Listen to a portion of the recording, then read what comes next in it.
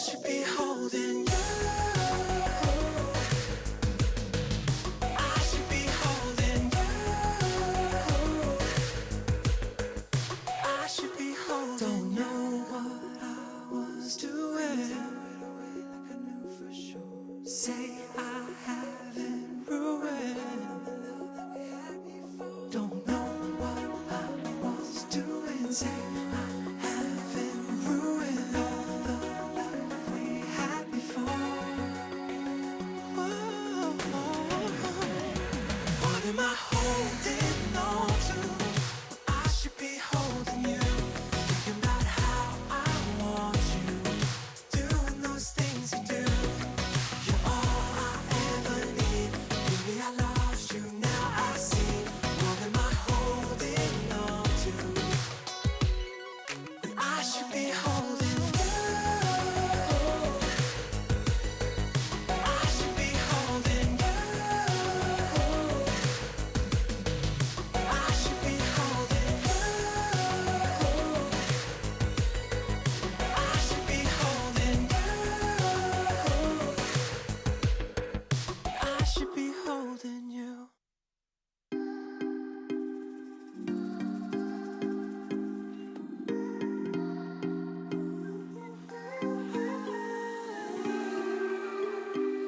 You know I sold my soul, did it right there, no self-control, it's true.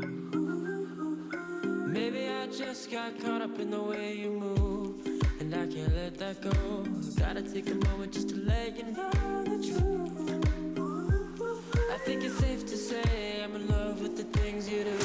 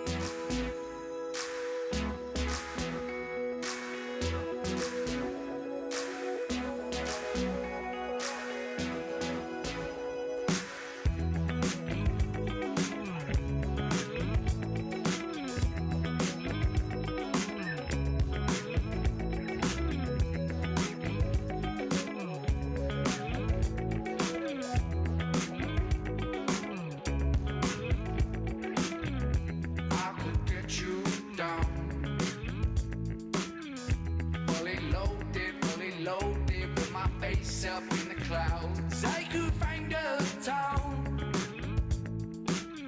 Trade this city for a place where I can keep the pressure down. Got to save some face. Tired of pleasing all the players when they wind up in the chase. Got to be a place where my shoulders won't be burning by the burning of the blaze. I've been waiting on the summer. I'll take you there. Come with me and get some color. Push my head. Go and find the water. Everyone shares. I've been waiting on the summer. I'll take you there.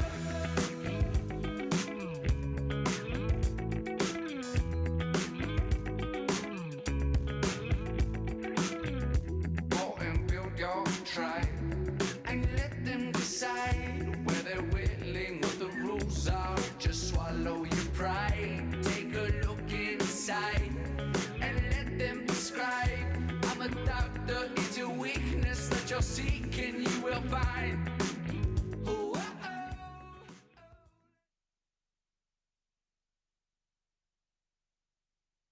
Okay, Houston, we've had a problem here. This is Houston. Say again, please. Just like astronauts prepare meticulously for every possible scenario when planning their mission to space, we must also prepare for the uncertainties of the future.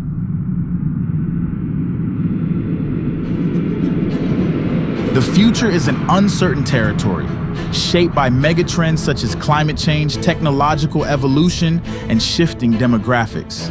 These challenges can seem daunting, yet they also present us with profound opportunities. By the end of the century, global temperatures could rise by up to 4 degrees. By 2025, 70% of consumer products will be designed with a circular economy in mind. By 2030, nearly 99% of online content could be AI generated. By 2050, cyber immunity could reduce the occurrence of successful cyber attacks by 80%. 1/3 of all jobs worldwide are likely to be transformed by technology in the next decade. By 2025, half of all employees globally will need to learn new core skills to be equipped for the future. The future may be unpredictable, but by working together and daring to innovate, we can shape it positively. Just as astronauts venture into the vastness of space, let us boldly step forward into our future, united in our mission to make a better world for generations to come.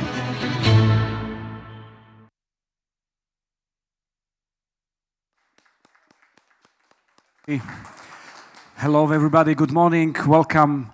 Take a place, and we are joining in a few seconds. You will sit, and I will tell you warmly good morning. How are you? Are you okay? You don't like me on the stage, I think.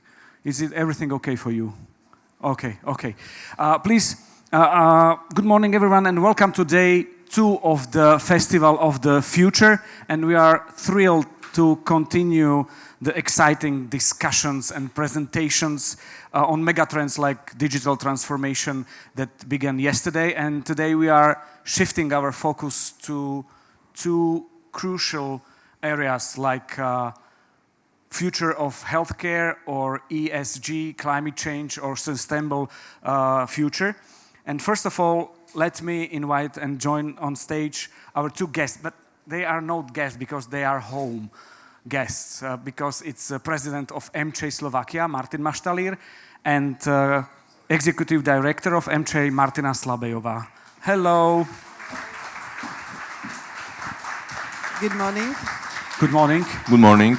You are celebrating 30th anniversary. Yes. Congratulations. Gratulácie grande. You did a decision that you are celebrating this anniversary, the past, by turning point to the future. Why it is so?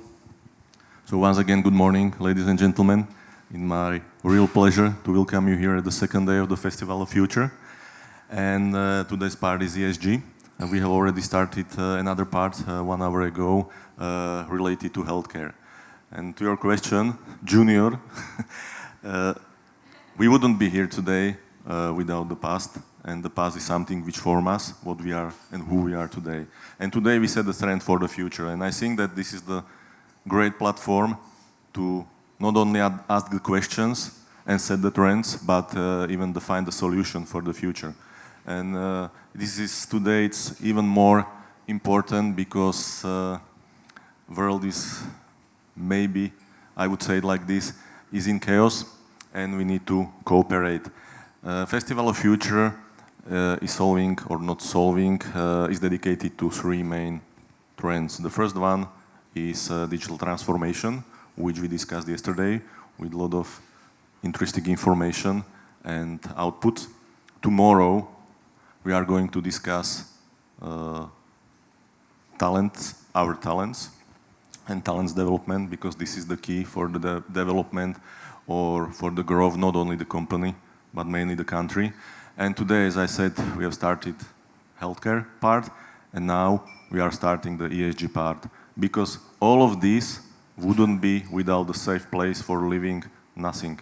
And this is our all responsibility, even the personal, to act responsibly and to really protect the earth, because in the ruined planet it would be difficult to live and difficult to develop everything. And of course, it doesn't mean that we will stop the development. Vice versa, we have to use the technology to do it in a sustainable way. And this is our role, to put all of you together and find a solution and ask the right questions. Okay, next question. I hope it's right. What are, Martina, the highlights of the festival? We've got 3 days. This is a day 2, so you can give us some advice. What is those headline? So, if you allow me, I will also comment on yesterday. We had a day dedicated to the digital transformation, and I think it was very interesting to hear the digital transformation from the point of the sociologist, economist, and the people who are talking about the future of work.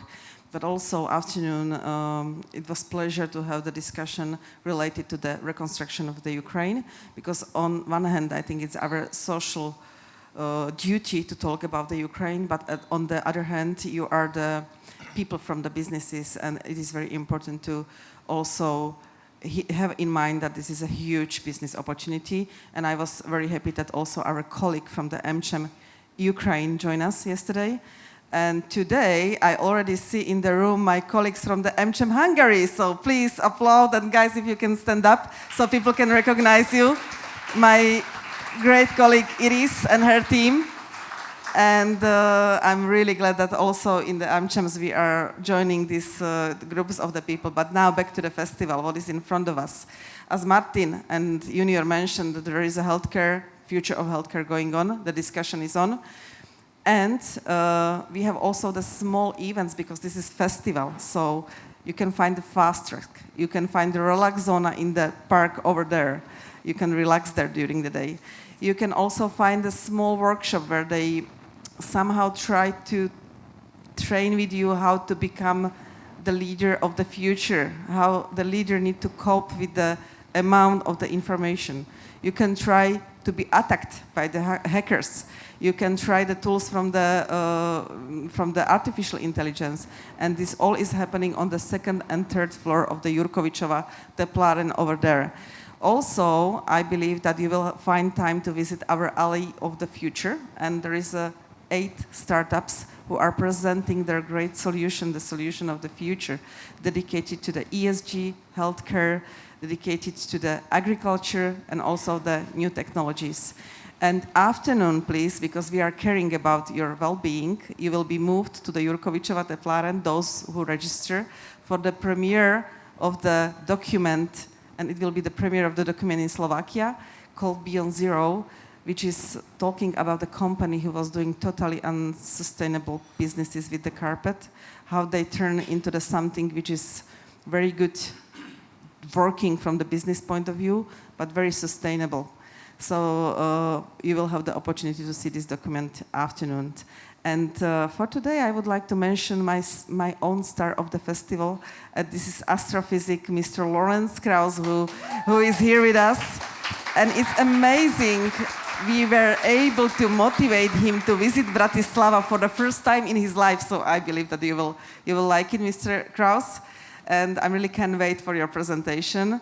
And those who are visiting birthday party tomorrow will have also the surprise from Mr. Kraus. So I will not say more at this time. It still remains a mystery. And I need to thank a few people, if you let me. So, firstly, probably you recognize on the registration there are young people, students, because how we can organize the Festival of Future without the young people. So they are here with us. We have the students from the high schools, from the platform Dasato and Junior Achievement, who are helping us with the organization of the event. You can recognize them. They have a T-shirt with the symbol of the festival. Please talk to them, because it's interesting to hear their opinion on the future. They are important. I'm not important, where I will be in 30 years. So talk to them, please. Also, I would like to thank you, the board of directors. I see some of them in the auditorium. Andreas, Martin, and more of them. Michal Pinter is somewhere there. So they were supporting this, our idea to organize 3-day event. AmCham never organized 3-day event, so this is for the first time. Well, we will see if for the last time. And also I would like to thanks to my great colleagues, Susanna, Natalia, and all of them who are here, because these people count, and they were there who were working all summer to preparing all these beautiful stages and the events around. So that's it. Thank you. Thank you. Festival is a celebration, in other words. Martin, how do you ensure that discussions are relevant not only for the businessman, entrepreneur, experts, but maybe for parents, pupils, students, for everyday people like me? If I would say one word, it would be continuity. I think that this is the most important word, not only for our festival, but in general, because if you start something, you have to resist and continue. So this Festival of Future, this 3-day festival, is not only just a bubble that we will shake hands and have a nice presentations, but of course this is something which will set our track for next months and years. And of course we did not start yesterday. This is the result of our actions from the past. And this is the connection between the past, present, and the future. So, of course, we'll continue in our actions with our members, because all of this is because of you, our members. You are our main customers. We are doing it for you. And at the same time, I think that it is in our common interest to do it because of better living in our country, to be Slovakia more, not only sustainable, but even competitive. And this is something which will help us all.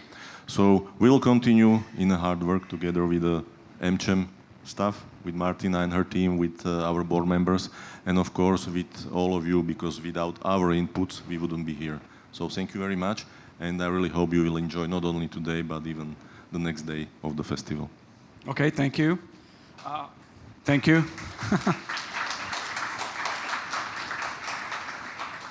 Martina, what are the highlights of today? Because today we have very exciting themes going on. So what are those highlights? Okay, so the highlight of the day is that there is a Boris Podolak, the head of this Spot meeting room, standing, and the Spot co-working platform is a member of the AmCham, and we are cooperating when we are short of the places, conference places. Boris is there to help us, and vice versa, we are helping him sometimes, and we are co-organizing the events together. What's more, the festival is ending tomorrow, but on Friday we have a workshop dedicated to the future of skills and the education. So, like you see, it's very vibrant, and it's important to have the partners as a Spot is and as a Boris Podolak is. But about it today, we will talk about the Green Deal for sure. We cannot miss this topic from our day. We will talk about the legislation. We will talk about the innovation. We will hear a very inspirational presentation from our speakers. But I would like to encourage you and motivate you to also look into the Antwerp Declaration, which is kind of the merge between the Green Deal and between the European industry deal, because it's safeguarding the jobs in the Europe for the future. And AmCham signed this declaration last days. So please, if you have a time, find more information about the Antwerp Declaration. And I would like to motivate you to sign it to be the signature part of this very important declaration for the future of the Europe. Thank you. Okay, thank you, Martina and Martin. And now I think this is a part we would like to thank to our sponsors, for having this event. So I would like to thank City, Hurricane, McDonald's, Philip Morris, Slovakia, Swiss Re, and the sponsor of ESG Day, CMS, AY, IBM, NES, PWS, SPP, Sustainova, and Wolf Thesis. Thank you so much. Thank you to the sponsors. Have a nice day. Thank you. And now we are officially in a kick-off day 2, and I would like you join me in welcoming our host, beautiful lady, my friend. We know each other since Olympics in London. No. From Olympics in London 2012. Please welcome with a warm applause, Barbara Jagušák. Hello, Babsi. Hello, nice to meet you again. Okay, stage is yours. Thank and you. Enjoy the day. You too. Thank you very so much much for a warm welcome. Ladies and gentlemen, on behalf of our host, the American Chamber of Commerce, I would like to welcome you to today's ESG Conference, which is focused on advancing sustainability through policy, finance, and technology. ESG is not just a short fashion trend, but is rather a necessity for modern businesses. ESG compliance brings a myriad of benefits to any company in any industry. It is an investment in our future that has positive impact on our society and our environment. With global megatrends like climate change reshaping our world, it is also important that young people take part. That's why the AmCham has offered students from the platform Dasato and also the Climate Academy under the auspices of our president Zuzana Čaputová the opportunity to attend this event, so please welcome them as well.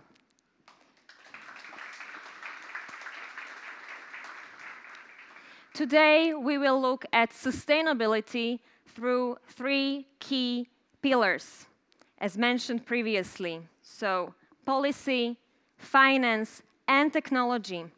The question to be asked is why? First of all, policies are an essential tool for achieving sustainability because they set the rules of the game and motivate positive change and ensure that the interests of the new generation is also taken into account. Finance is the fuel that drives the transition to a more sustainable world. Without sufficient funding, it would be impossible to implement projects aimed at protecting the environment, securing social justice, and developing resilient economies. And finally, technologies are the engine of innovation that enable us to tackle complex environmental and social problems. They improve energy efficiency, increase the affordability of renewable energies, enable us to measure the changes in climate, measure the greenhouse gas emissions, and furthermore, digital technologies such as the artificial intelligence, can optimize processes and also reduce our energy consumption. So clearly, all these 3 pillars are vital for any change towards a sustainable future. I believe that you will enjoy our 2 days ESG conference, which will encompass not only presentations, interactive workshops, interviews with experts from various leader fields, but also your inputs and fruitful discussions.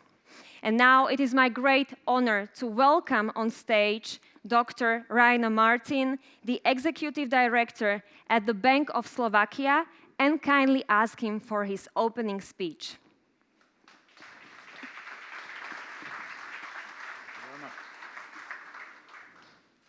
Right. A very good morning, Dobre ráno. And let me start by thanking AmCham for the wonderful invitation. I love the format of this event, and it's really a great pleasure and a great honor to be here today. So let me start the presentation, and I will try to convey to you over the next 15 minutes 3 messages. So most presentation trainers would probably say, oh, that's ambitious. Try 1 and maybe you manage. But I think it's an amazing audience here, so let's try with 3. And then afterwards you tell me whether I succeeded or not. So what are the messages? Well, the first message is not surprising. We have a financing gap to make the economy sustainable.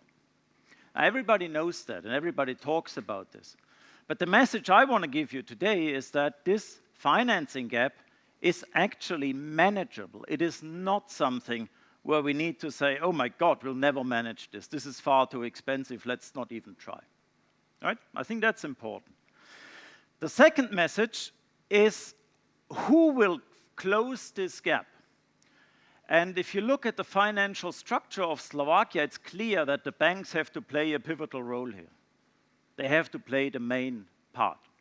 But, and this is maybe a little bit more surprising, it would really help if we manage to foster our capital markets, our market-based finance in Slovakia and in the EU as a whole.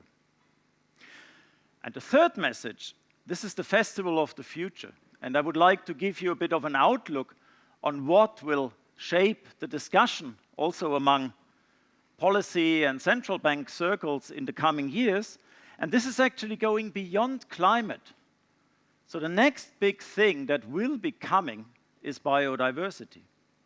And I would like to give you a little bit of a hint about what I mean by that, why that is important, and why this is something that is relevant for the future. Let me start with a quote. And I want to start with a quote because coming from a central bank, sometimes you get these comments like, okay, you deal with inflation. Why are you actually worried about climate change? What does it have to do with central banks? And there are very different views. So for example, the colleagues in Hungary, they even have environmental protection as a subordinated objective, a mandate for them. The colleagues in Prague, they are much more skeptical. They think, well, not really for us. So there is a range of views on these issues, right? But I think, and pretty much all central bankers would agree on that, what is happening with climate and what is happening also with biodiversity down the road is something that critically affects the economy, the financial sector, and ultimately prices, right? And I love that quote here by Mr. Frank Elderson, who is a European Central Bank board member. He said, destroy nature and you destroy the economy. This is not some kind of a flower power tree hugging exercise because we go to the forest and we want to feel good. This is about core economics. We need to understand what is going on. What is the impact of this? And of course also, what can we as a society, as a country, as a European Union do about it? We can't solve it, let's be clear. It's not a central bank task to solve these problems. But we need to understand it, we need to communicate, and we need to help where we can. All right, on that note, let me give you this chart here for the first key message. This is the financing gap. And this is maybe a little bit, there's a lot happening on that chart. But you can actually focus on this part here. So what it shows you is the difference between what is estimated to be investment needs to achieve a sustainable future and what is currently being invested. Okay? And there are different categories, but let's focus on climate mitigation. This is really, for climate change, the key issue. And you see here at the far right end, biodiversity, pretty small dots. It's not very expensive to deal with that. And I'll come back to this at the end of the little speech. But climate mitigation costs quite a bit of money, right? It costs a lot of investments. This is clear. A lot happening already, but more would need to be invested. Now, if you look at that, if you do the difference, this suggests that for the European Union as a whole, we're talking about the EU, not about Slovakia The financing gap is estimated at around 500 billion per year investments, right?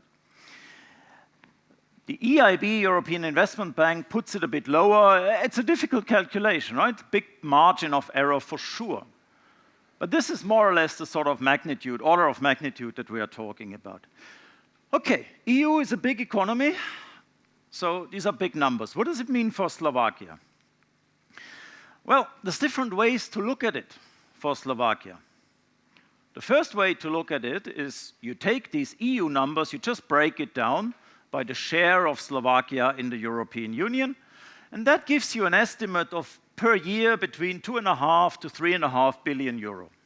Again, investments. These are not subsidies, these are not public investments. Most of that will be private. Okay? There is also some estimates done by Slovak institutions like the Ministry of Economy. They tend to be a little bit lower, which is fine because you cannot just mechanically break it down and expect to arrive at a realistic estimate. So, round about 2.5 billion per year. 2.5 billion, that seems a realistic estimate what we need to make Slovakia fit for climate mitigation. Okay, is that a lot? Depends, right? Need to put it into perspective. It's actually around 2% of Slovak GDP. That's not so much. That doesn't sound too much, does it? It's about 10% of total investments, including public investments. Also that, it's manageable. Huh? It's not a sea change. It's not something completely out of proportion. And if you want to have a very concrete example, literally in this case, you can look at how much it costs to build the Eurovia skyscraper. 500 million. Okay? So to make the climate mitigation successful, we would need investments in an order of magnitude of 5 skyscrapers per year. It's a lot, huh? It's not little, but again, it's something that is manageable. So that is the first message. There is an investment gap, there is a financing gap, but it can be solved, it can be closed.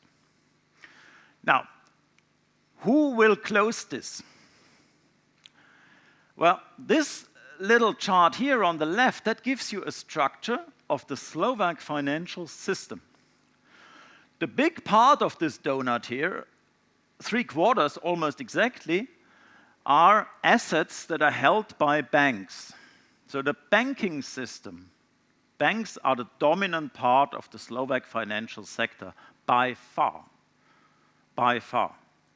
The rest is a breakdown of various things. There's insurance, there are some pension funds and so on. And you have the small part here of funds. These are more investment funds. This is about 6%. It's very small. Is this completely unusual for the EU? No, not really. It's a bit more, as we call it, bank-centric than the EU as a whole, but not a lot. It's not a completely different league. All right. So, given this fact, and you can't change the fact quickly, that this will never work, and actually you don't need to change the fact, the current state very much, the banks will be the key players. Have to be. But public financing will need to play a part too. There are some investment needs that will not be bankable, that will not be commercially financeable. There, the government needs to come in. How much that is, different estimates, a quarter, a third, we don't know. Huh? It depends on the country. But now comes the second part to this. I think, and not only me, many people think, it would help a lot if we manage to, oops, sorry, now I'm going back. If we manage to improve this part a bit, right? If we manage to get more market-based financing, stronger capital markets. Why? Well, there's some studies, and this is one done by a colleague of mine, where you look at the change in capital markets and the change in sustainable energy investment, and you see a pretty clear positive relationship. Okay, for the non-economists among you, what does it mean? It means that basically when you have stronger market-based finance, funds, investment funds, and so on, they are more likely to support sustainable energy investments. This is not surprising if you think of it, because these sort of sustainable green investments, they have, at least in the short to medium term, a higher risk-return ratio. It requires you to take a higher risk if you invest in them than, for example, investing in housing, right? Or investing in whatever, a shop, right?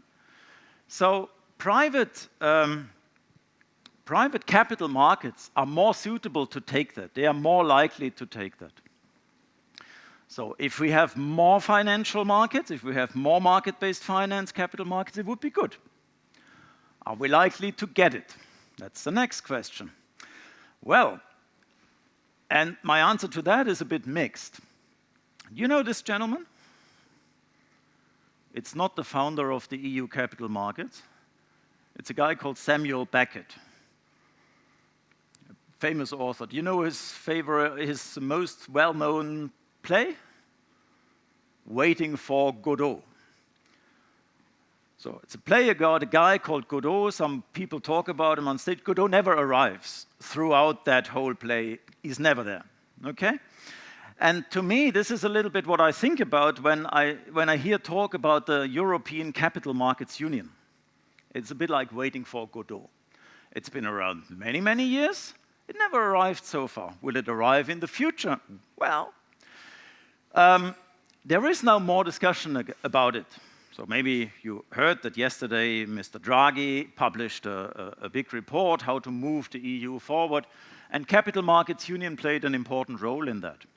Also, if you go to discussions in Brussels, it plays now again a much more important role. This is great. Will it succeed? Well, let's see. It's a long and rocky road ahead, I think, right? Because it also requires a substantial change in the way that we save, that we're investing less in apartments and houses and bank accounts, but we do more, for example, in private pensions, in venture capital, and so on. So this is not easy. Okay, if Godot doesn't arrive, what do we do then? We give up? No, we shouldn't give up, because capital markets can also be supported at the national and regional level. And this is maybe getting a little bit into the details of things, but there are things that can be done. So, for example, it's important to improve financial literacy, and the National Bank is very involved in these activities. It's important to reduce regulatory and administrative barriers for capital markets. This can be done, right? There's nothing that stops it. Now, where you have a problem, of course, is that capital markets in relatively small countries like Slovakia have a size problem. So if you cooperate with other countries, even in the region, Czech Republic, Austria, Slovenia, whatever, you have a better chance that capital markets will develop further. So if we don't succeed at the European level, try locally, try regionally. Whatever we can do in this field will help to close that financing gap for sustainable investments. And now I see I'm running out of time, but very briefly, let me just get to the last part. This is the biodiversity loss. This is the next frontier in sustainability. And, well, this poor ape here sitting on a sort of deforested land, and it's not a nice picture, but it's a very symbolic picture. And if you look at it more statistically, well, wildlife populations have declined by almost 70% over the last 50 years. This is bad. This is not sustainable. So this is something that will become a big issue. But again, not just because we like apes or we like a nice jungle. Also economically, this has important impacts. And this is now recently getting a lot more traction, becoming a lot more realized. And I just have a couple of studies here that I would like to briefly tell you. So the World Economic Forum, for example, they say that more than half of the global economic production moderately or highly depends on nature and services. The World Bank came at pretty severe estimates if we lose pollination, so what the bees and other insects are doing, right? Very important. And the European Central Bank has recently found out that 75%, 3/4 of bank loans in the Eurozone are provided to companies that are dependent on at least one ecosystem service. So if we have a major degradation of our environmental life, we have a financial problem too. And I will just like to leave you with one thing to illustrate that point. This was a little exercise, a little experiment that was done a few years back by a supermarket, actually in Germany, my home country. And this supermarket, together with the World Wildlife Fund, they decided to remove all the products from the shelves that depend on nature services like pollination. So fruit, pretty much all food stuff, gone. Cotton, gone. Lot of even sort of cleaning products, gone. At the end of this exercise, about 60% of all the products were taken away from the shelf in the supermarket, and this is what it looked like at the end. So I think this is important, economically, from a security perspective, all perspectives you can think of. Some action is already taken. It's always a bit under the radar, but actually there is what's called the Kunming-Montreal Global Biodiversity Framework. So it's a bit like the climate framework, and the aim is to have 30% of global of all spaces, so land and maritime spaces, protected. So this is a good thing. Also, you can do about this. You can do more locally. So if Slovakia wants to become a front runner, it can, and it has an impact. Because unlike climate, this is not a global phenomenon. It's something where locally you can also take a lot of action. Right, these were the 3 messages, and on that, I would like to thank you very much for your attention. Thank you. Mr. Martin? Questions? Sorry? Is there any questions, maybe? Or? Do we have any questions from the audience? We will have a lunch break. Very good. And we can discuss everything from your presentation during the lunch break. Thank you very much once again. During this opening speech, many interesting points were discussed, and I believe that we will have the opportunity to elaborate on those in our first panel discussion. So I would like to hand over to Milan Zvara, climate change expert, and also the moderator of the first panel discussion. Please, the stage is yours. Thank you very much. Thank you very much. Thank you very much for the welcome. Welcome, everybody. The title of this panel will be How to Balance Industrial Development and Green Deal. It's something very tough, and it's something which is everyday reality. And it's not going to be easy for panelists. But let me introduce the panelists briefly. And I will start with Michal Pinter. He works for US Steel Košice, and he is director in charge of intergovernmental relations. Then Juraj Adamica, he is deputy director responsible for regulation and compliance. He is a representative of the traditional fossil fuel industry. Michal is a representative of our biggest producer of GHG emissions, so it's an industry which will be the most affected by the green transition, let's put it this way. And the third panelist is Luke Thompson. He's from the US Embassy in Budapest, in Hungary, and he's in charge of, or he's director for Regional Environment, Science and Technology Department. And since we were planning to have the fourth panelist, the lady from Commission 7 Actas, She canceled her attendance at the last minute.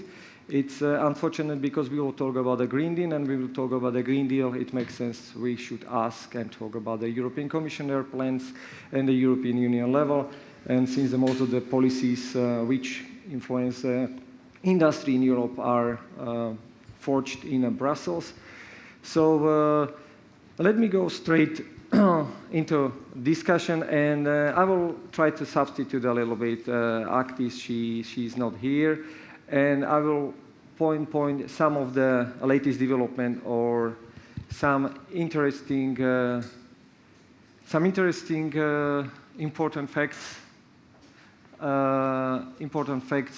which were going on at the European level. I would maybe start that we are now in very turbulent period regarding what's going on on the European level, because at the same time we are going from old European Commission to new European Commission, and it means a lot. Because when you look at the old outgoing European Commission, the biggest or the most important political topic and priority was Green Deal.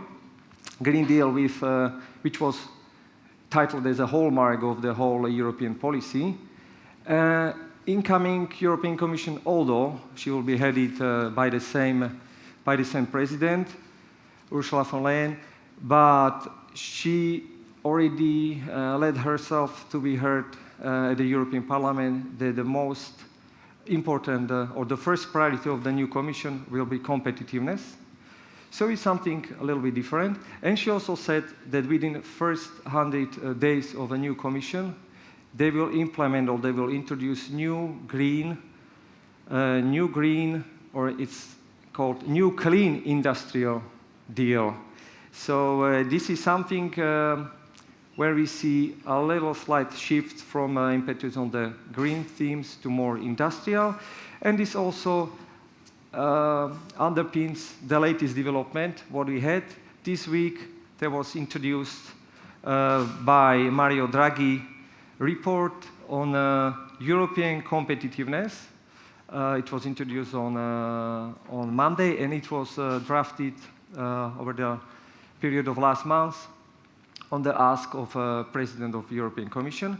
And also at the beginning of this year, there was an Antwerp Declaration on competitiveness or on European Industrial Deal. And this Antwerp Declaration is something what was also mentioned at the beginning of the opening of this day, and also American Chamber of Commerce subscribed to this declaration. So this is something which is changing a little bit of rhetoric in Brussels, and as we see, the shift is a little bit, or it's the way of development on the European level is a little bit changing. But now maybe let's turn to our panelists and let's go to national level first. And I would maybe ask first representative of the Slovak industry, the big industrial company, the biggest in the eastern Slovakia, and ask them what do they expect from new European Commission, what will be their expectation regarding the new policies and how they see the change rhetorics. Michal. Thank you, Milan. I wasn't sure whether this works, but it works. Yeah. So what do we expect? In one word, we expect pragmatism. You said it already when you were mentioning the presentation of Draghi, that we expect clean rather than green glasses. We expect achievable, technically and economically viable targets. If you look at Draghi's report, it's 400 pages of what is bad and what should be fixed. And we don't have time to discuss everything. Maybe from my point of view, I'm coming from hard-to-abate sector, steel industry. And I have to mention that steel industry is one of the key industries enabling any kind of transition to green economy. So if there won't be steel, if there won't be green steel, there will be no green transition. Very shortly, there are three main areas we have very high expectation from the new EU administration. Of course, the first one is climate. You know that we are going to start, as of 2026, a new mechanism which is called CBAM, Cross-Border Adjustment Measure. At the same time, the Commission decided to start phasing out free allocation to carbon leakage sectors. We said at the beginning this is not really smart solution because it's a new measure. It has never been proved before, and we are already trying to do phasing out of free allocation to our industry, and this is happening at the time when everybody will be decarbonizing. So we think that it poses a lot of delocalization risks, and the Commission will look at it. Then energy. When you look at Draghi's report, in first 69 pages on competitiveness, he mentions energy 180 times. I think it's reasonable. If there is no green energy, there will be no green transition. We don't need only green energy, we also need sustainable energy, and we need to find solution how to fix the price of the energy, because you cannot compete in the long term if price of energy is times higher than it is in US or in China or any other competing countries with Europe. And last but not least, and I said I will only mention three areas, it's trade. We are facing huge trade distortions. When I'm looking at our market, the excess capacity for steel is enormous and it's killing the industries everywhere. China is exporting enormous amounts of steel to Europe. I know somebody will argue that CBAM should stop that, but CBAM has a lot of bugs which needs to be fixed. And one of them is also the circumvention issue. China is sending clean steel to Europe and the dirty steel to outside of Europe where CBAM does not apply. So we expect Commission to really fix the trade. I know that Europe was, when I look at Europe and the United States, of course, we were more, I would say, liberal than, more conservative than the United States on the trade issues, more stick to WTO, more, I should say, inspired from the old times, but this needs to be changed. We need really new measures which will help to keep the industry in Europe. Last sentence, when you look at the steel industry, we are enjoying something which is called Steel Safeguard. It's an instrument which was established when the United States started with Section 232 measures, and this safeguard will expire in 2 years. And my question is, what will be next? Because we need really be safeguarded in the future as well. So they have to really start about modernizing the trade defense instruments, and these are the three priorities which came to my mind. Thank you. So maybe Juraj, as you see that industry, they need from new Commission, new horizons or new approaches. So how do you see, what do you expect from new Commission and this new shift towards more industrial policies? Thank you. I apologize up front for using my phone, but I put my notes there, so please don't think I'm texting my mom to come and save me. SPP, I will talk from our point of view, and our point of view is energy supplier point of view. We are for the biggest electricity supplier, and for the historical reasons, we are the biggest gas supplier. But when we are talking to our customers, and especially industrial customers, we hear that decarbonization is no longer an if question, is a how question, and we can see it in the sustainability goals. For example, in very important automotive industry in Slovakia, most of the concerns like Volkswagen, Jaguar, Volvo, they set up their net zero goal in 2040, not in 2050, and this covers everything, not only scope 1 and 2, but also scope 3. So That means also supply chain, but they also wish to get there so they stay competitive in the market, and while having secured their value chain. That means industrial security. And here we comes back to Michal and energy industry intensive industry, because if we are talking about decarbonization, it may be much easier in some areas of economy, but where it gets complicated, it's energy intensive industry.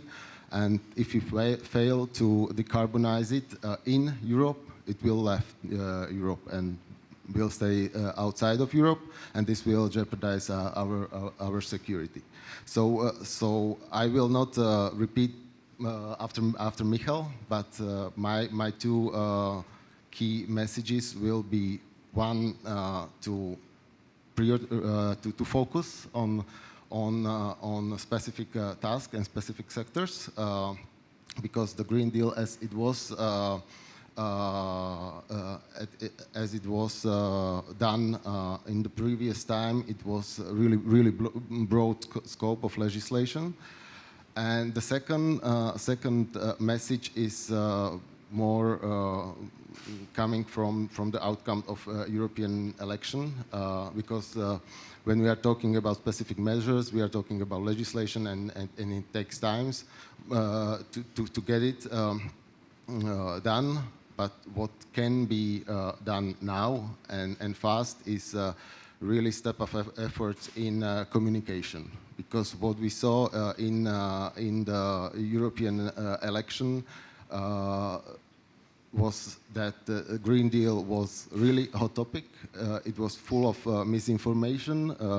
It was full of really simplified information, and the message about the reality of the Green Deal really didn't go through to the voters, like not the majority voters, but big chunk of voters. And I believe it's not about the people we are now talking to, but it's really common voters that are maybe scared, that don't understand how things will be done, so they are not harmed, and etc. etc. Okay, thank you. I found it very interesting that the representative of the fossil industry is the most innovative with paperless approach with his notes, and we have traditional paper form. So I hope you will be so innovative in the decarbonization effort. But anyway, let's turn to some new views from beyond the ocean. And look, you may be, when you look at what's going on here in Europe, what was going on, what is still planning, and how we are transforming our, we are talking about industry, so let's mostly industry. So does the EU act enough, or you think the US is doing more? And what do you think? Thanks for that. And I do have papers, so maybe a little less innovative. But I would just start by saying that the United States and Europe are really committed to supporting a strong business community while also addressing both the climate and biodiversity crises. And I do really appreciate the mention of the biodiversity crisis. It's something the United States is very concerned about and should concern the business community. But in terms of saying, is Europe or the United States doing more? I think it's a really difficult assessment. The United States and Europe are both global leaders in terms of thinking about promoting industrial green transformation, but we do it differently. And with the passage of some recent landmark legislation, the Inflation Reduction Act and the CHIPS Act in the United States, in particular, we've embarked on a definitive pathway towards a robust industrial revitalization that also tries to advance climate and green objectives. So if you don't mind, I'll just very briefly outline the Inflation Reduction Act for everyone, though you may be largely familiar. So the Inflation Reduction Act passed in 2022, or the IRA, is the largest effort to address climate change in US history.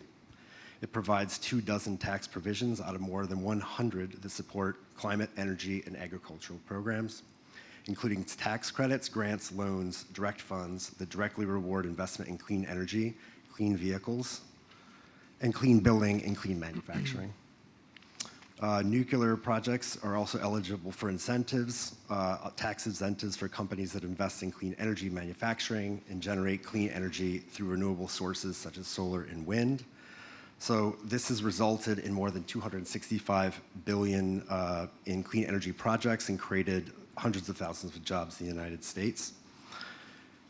And really, the nature of the IRA's approach to incentivize clean energy development that's government-enabled but private sector-led lays the groundwork for what we think will be a permanent shift in the U.S. commitment to clean energy technology and industry and signals sustained support for this changing industry. So it's difficult to say who's doing more, but in terms of the U.S. context, this legislation, the path that we're on now, seems to provide a pathway forward. Okay, thank you. So we are changing or the next week will be introduced new commission, so we will see more. Maybe you will also have some changes after election, so we will see as well. We will observe it very closely here in Slovakia as well. And I would still dwell a little bit on the new commission because it might bring many changes. So Michal, I'll turn to you again. And if you could name at least one single measure what should the European Commission introduce within the first 100 days, because already the President Commissioner mentioned that there will be some new deal on the industry. What would your wish that new European Commission brings this within 100 days? Well, difficult question.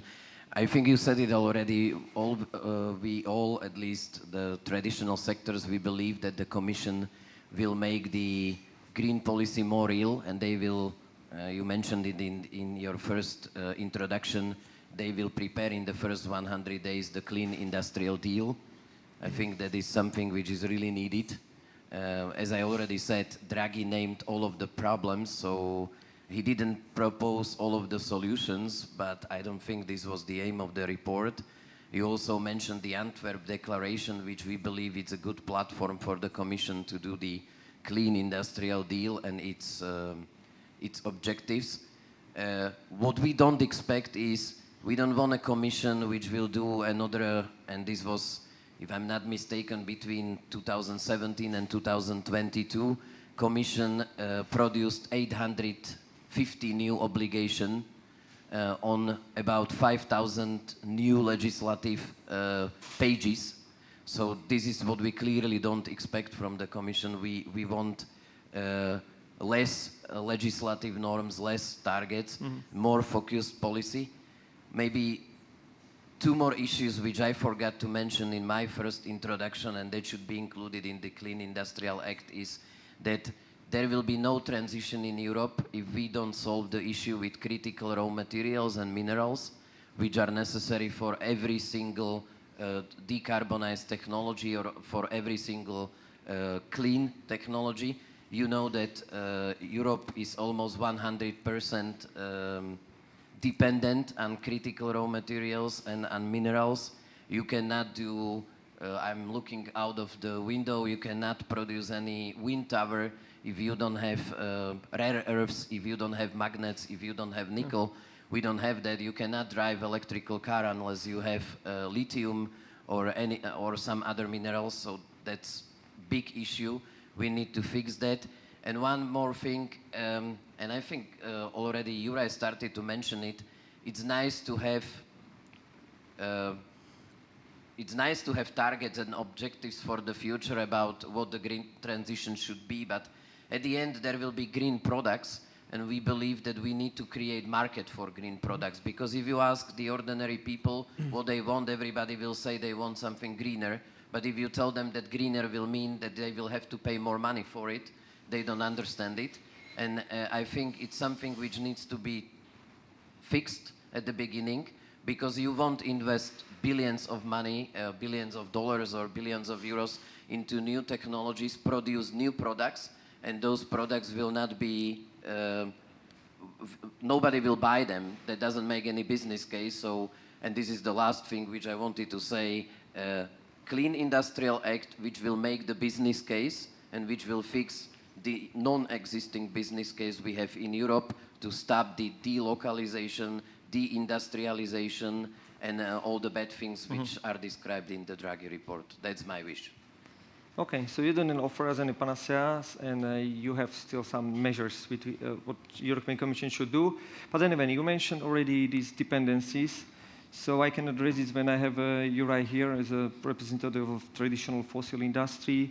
How do you look at the Europe and its traditional business model when it's dependent on importation of the raw materials, on importation of the relatively cheap fossil energy barrels or fossil energy? Is this sustainable, or do we need a very fundamental transformation in Europe? Last couple of years showed us that relatively cheap energies or imported fossil fuels are not the case. So and when we are talking about the energy prices, it's the same question like the decarbonization. Parts of economy that are not energy intensive already has the solutions, and those solutions are going to be implemented or are implemented right now because the energy prices were higher than usual. For example, energy efficiency services. There was no business case for energy efficiency services before the pandemics and before the time that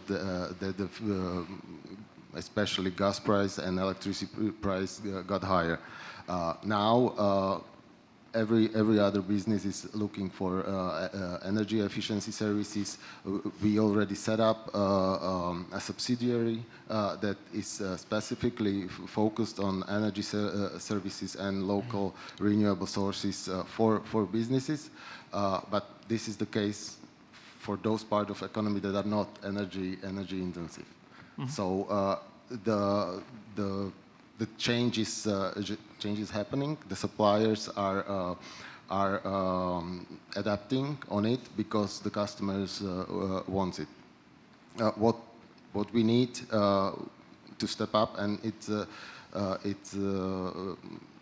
connected with what I said before, is streamlining the permitting processes. It's connected also with the raw materials. It's connected, especially in Slovakia, with wind park developments, and I forgot the second part, so I will leave it there. Okay, so thank you. So at least you are aware that there is really need for deep transformation, and you already see that there's something going on.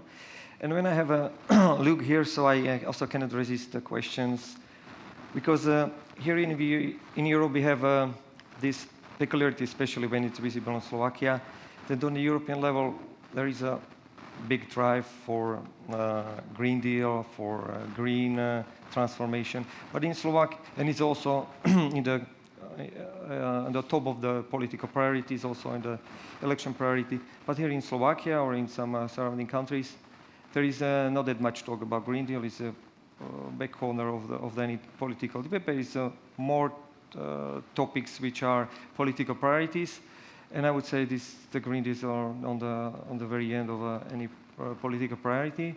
There is a lot talk about industry. On the national level. So how is it in the US? Is it also such a big difference between federal level and the state level regarding this industrial transformation, green transformation? Yeah, thanks for the question. In the United States, there's really a lot of variability at the state level rather than the national level. And so we have some states like California and others that are taking a much more prioritized approach to climate and industrial policy, going beyond what the federal government would mandate or ask for. And then there's other states that are taking a much more moderated approach. Some like to characterize this sort of model in the United States as a laboratory or an experiment where the states get to try out new policies and new actions. And if they're successful, sometimes we can translate those into national policy.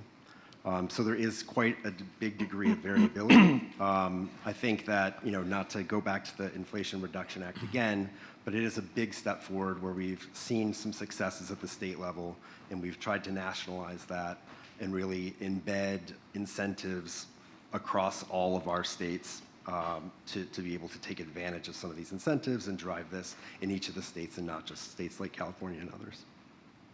Okay, but California, maybe it's a peculiar city or not very typical state, but when you are talking about a general sum, most of the states on the all over level, is the same, or can you compare it with California? Can you clarify? I'm sorry. Yeah, but you were talking a lot about California, but California is not all of the 50 states. There are more states, because we do have also Nordic countries which are very green. Right. And there is also these green topics are in the cornerstones of the political debates.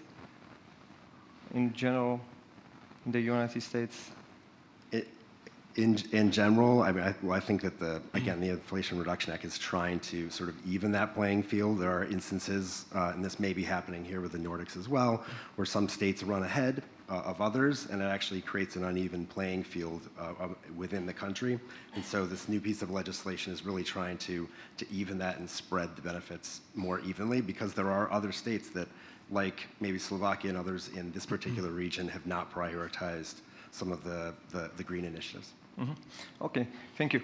We have already also a question on Slido, which from the Slovak point of view would be quite straightforward answer, but I may be interested here from your look, that is nuclear energy also part of the, or a big part of the solution how to tackle the climate change in the US? Because here in Europe, just for a general overview, in Europe, it's nuclear energy is now it's becoming more prominent, and it's more on the European level. It's more seen as a really solution which we cannot avoid to fight the climate change. And in Slovakia, it's still very pro-nuclear opinion, whether the political all the parties are basically pro-nuclear. The public is also very pro-nuclear. So we don't have industry as well is very supportive. So we don't have really the issue or debate in Slovakia whether nuclear shouldn't be part of the fight against climate change. I just wonder how is the situation in the US. So from the US government perspective, nuclear energy must be a part of the climate solution and for our energy security and independence as well. And we are taking steps now, particularly in new technologies such as small and modular reactors, but these have longer timescales, right? These are in the medium and longer term investments, lots of capital investment, and the timescales are longer, but we are making investments now to increase nuclear capacity and encourage others to do it. We think it is critical. It's absolutely necessary if we're going to meet the targets that we've committed to. And you want to add something? If I may, I would maybe rephrase it. It's not critical, but there will be no transition without nuclear energy, whether somebody believes in it or not. You cannot run steel factory using wind, or you cannot run steel factory using solar. You need to really have reliable sources of energy. We have been building here dependencies for years. It was beginning in the 70s, dependencies on oil, later dependencies on natural gas coming from Russia. We have to diversify, so everybody is happy that there is diversification of energy sources, but without nuclear, we won't be able to run the industry in the future. For example, in case of steel industry, and I don't want to talk about US steel, but if we go electric, if we switch from the traditional way of steel making into electrical way of steel making, so from the blast oxygen furnaces to electric arc furnaces, we will need about 2.5 times more energy than we are using right now.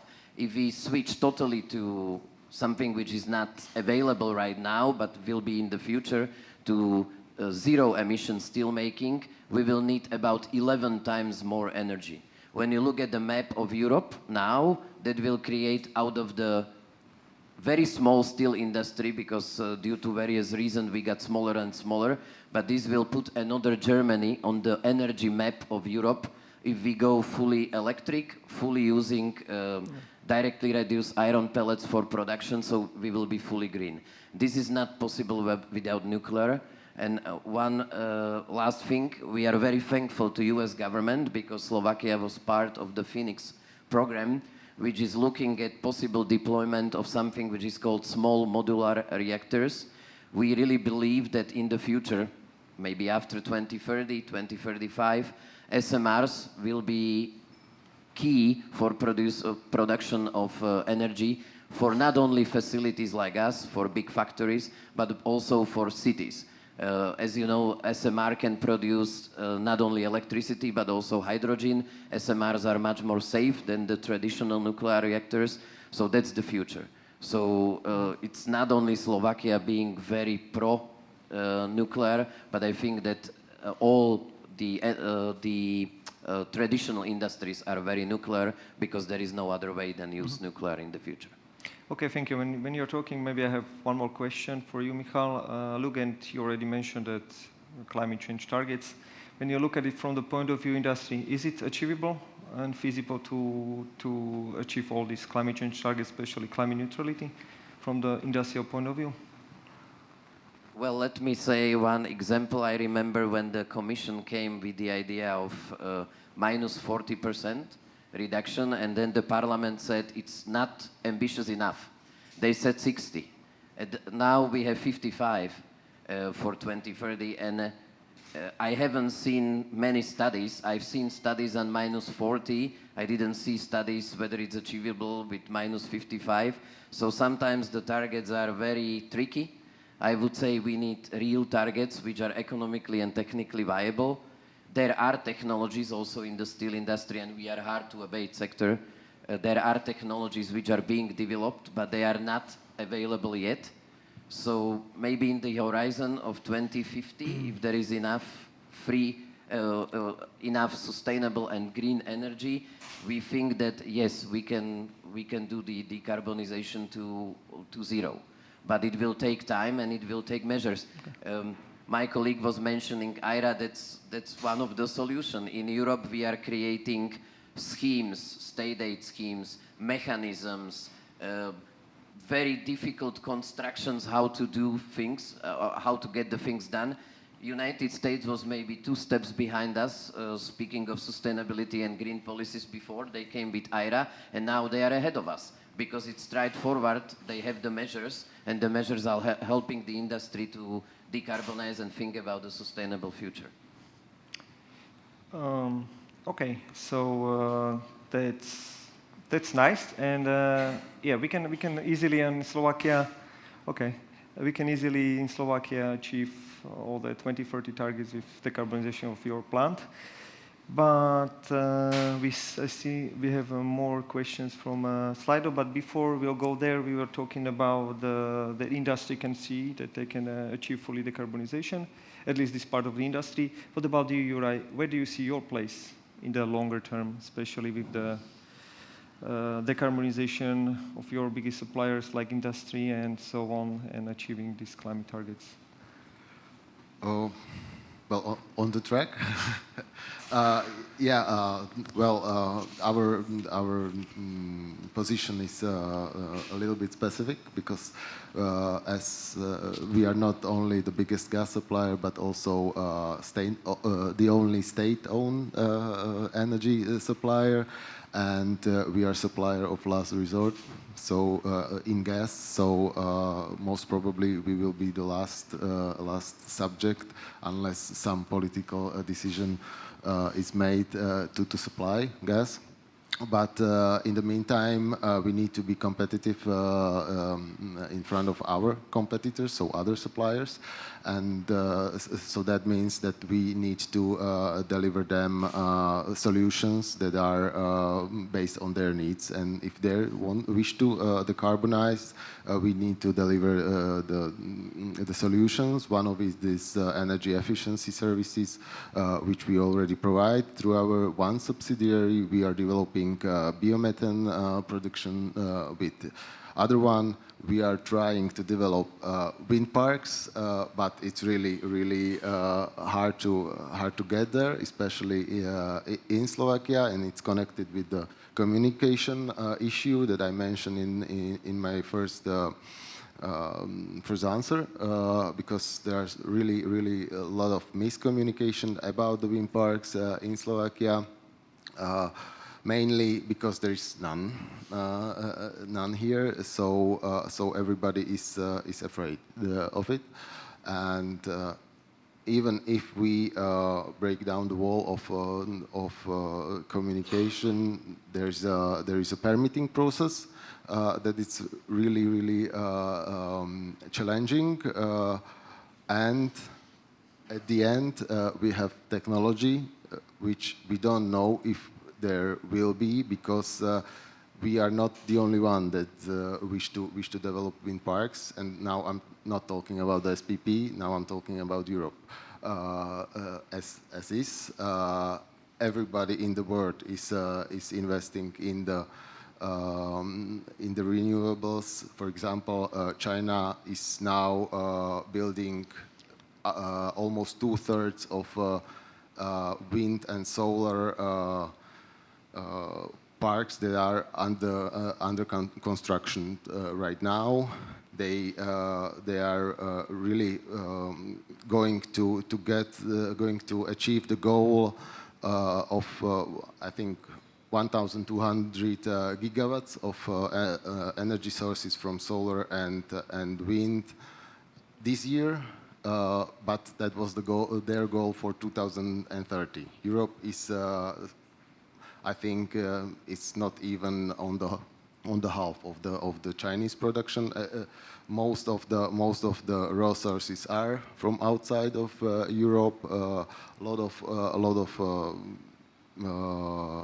steel or other energy-intensive materials might not be in Europe when we would like to build up these capacities. So yes, these solutions are there, but we are still going back to the basics, back to the really energy-intensive industry and raw materials. That's the basics, and we need to let's say clear signal even from the Commission that their priority is to maintain those sectors within the EU, not outside the EU. Okay, so you talk a lot about this. We are not the only one as Europe and competitiveness issues. And when I look at the slide of questions. So, Michal, what do you think about this question about the level playing field?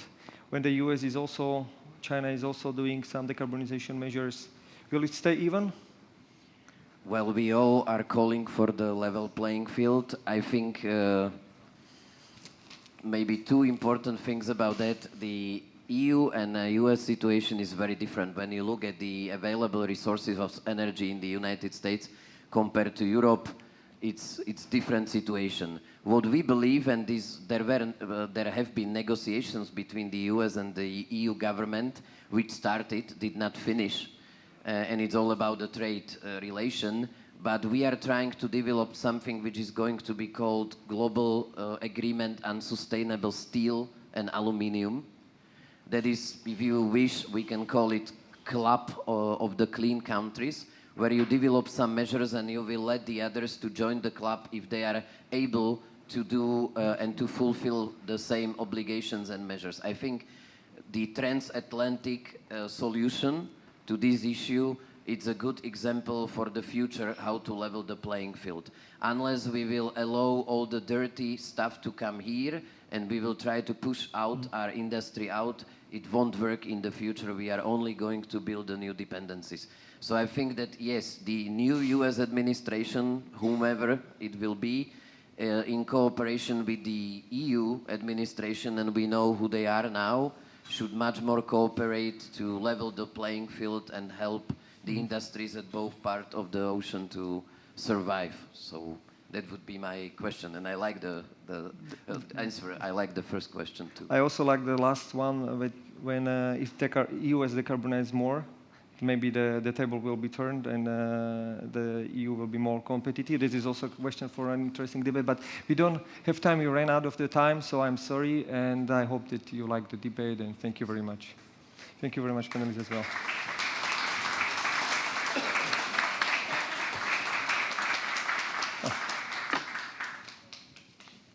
Thank you very much, gentlemen.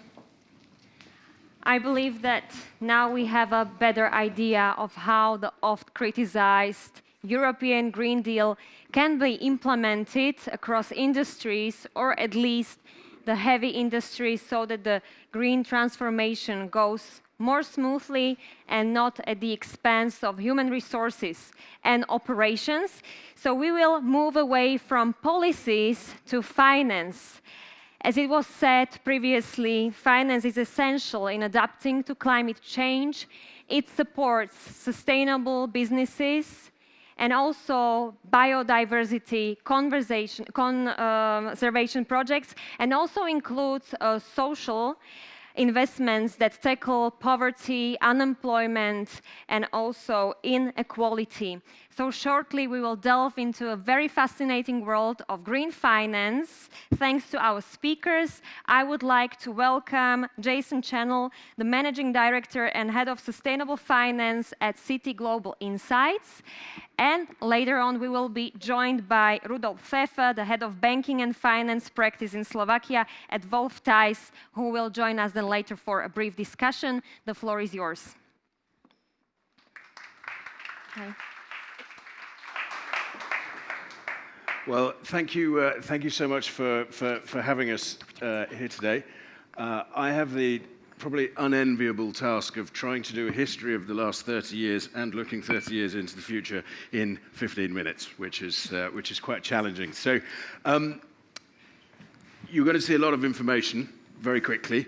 Don't worry about taking it down. The reason I put this up is you know, I look after the think tank at Citi that produces all of the thought leadership, working in conjunction with a lot of the leading universities around the world. All of this stuff is free to view. There's no paywalls or whatever, so you can get hold of it, and lots more information. If you just Google Citi GPS and put the topic in, you'll find all of it. So, as I say, a brief look back at the last 30 years. Probably the biggest single thing that's happened in sustainability, and if we think about you know, global society, is this reduction in extreme poverty. Now, you get a lot of fans about globalization out there. You get a lot of criticism of globalization. One of the undeniable facts about globalization is that it has dramatically reduced the number of people living in extreme poverty around the world. So we've taken billions of people out of extreme poverty in the world. Conscious I'm standing in some of your way. The reality is, though, that this bottom line, which is $1.90 a day, these figures are a little bit out of date now, but that's still almost 1 in 10 of us in the world are operating on, living on less than $1.90 a day, so less than you'll pay on a coffee. This one is the upper poverty line, which is $5.50 a day, still absolutely nothing, and that is still about 40% of the world's population. So although we've made huge strides, we've still got a huge way to go. And actually, if you roll these figures forwards, because of COVID, actually you saw poverty start to increase again. But poverty obviously isn't just about money. This is a report we did with Oxford University a couple of years ago, which is looking at multidimensional poverty. So it's the many different ways in people around the world experience poverty. And that could be everything from energy, housing, water, sanitation, cooking fuel, education, health, even political representation as well. And you can still see that we've got, you know, on average, a little shy of 10% of the population experiencing these in many, many different ways. And this, of course, encapsulates the SDGs. And it's no surprise that SDG 1 is obviously looking at poverty. So big progress, but still a very, very much long way to go. The other side of globalization, and this chart effectively shows you how exports and imports have increased as a percentage of GDP, showing you that the global economy is much more interlinked than it has been before.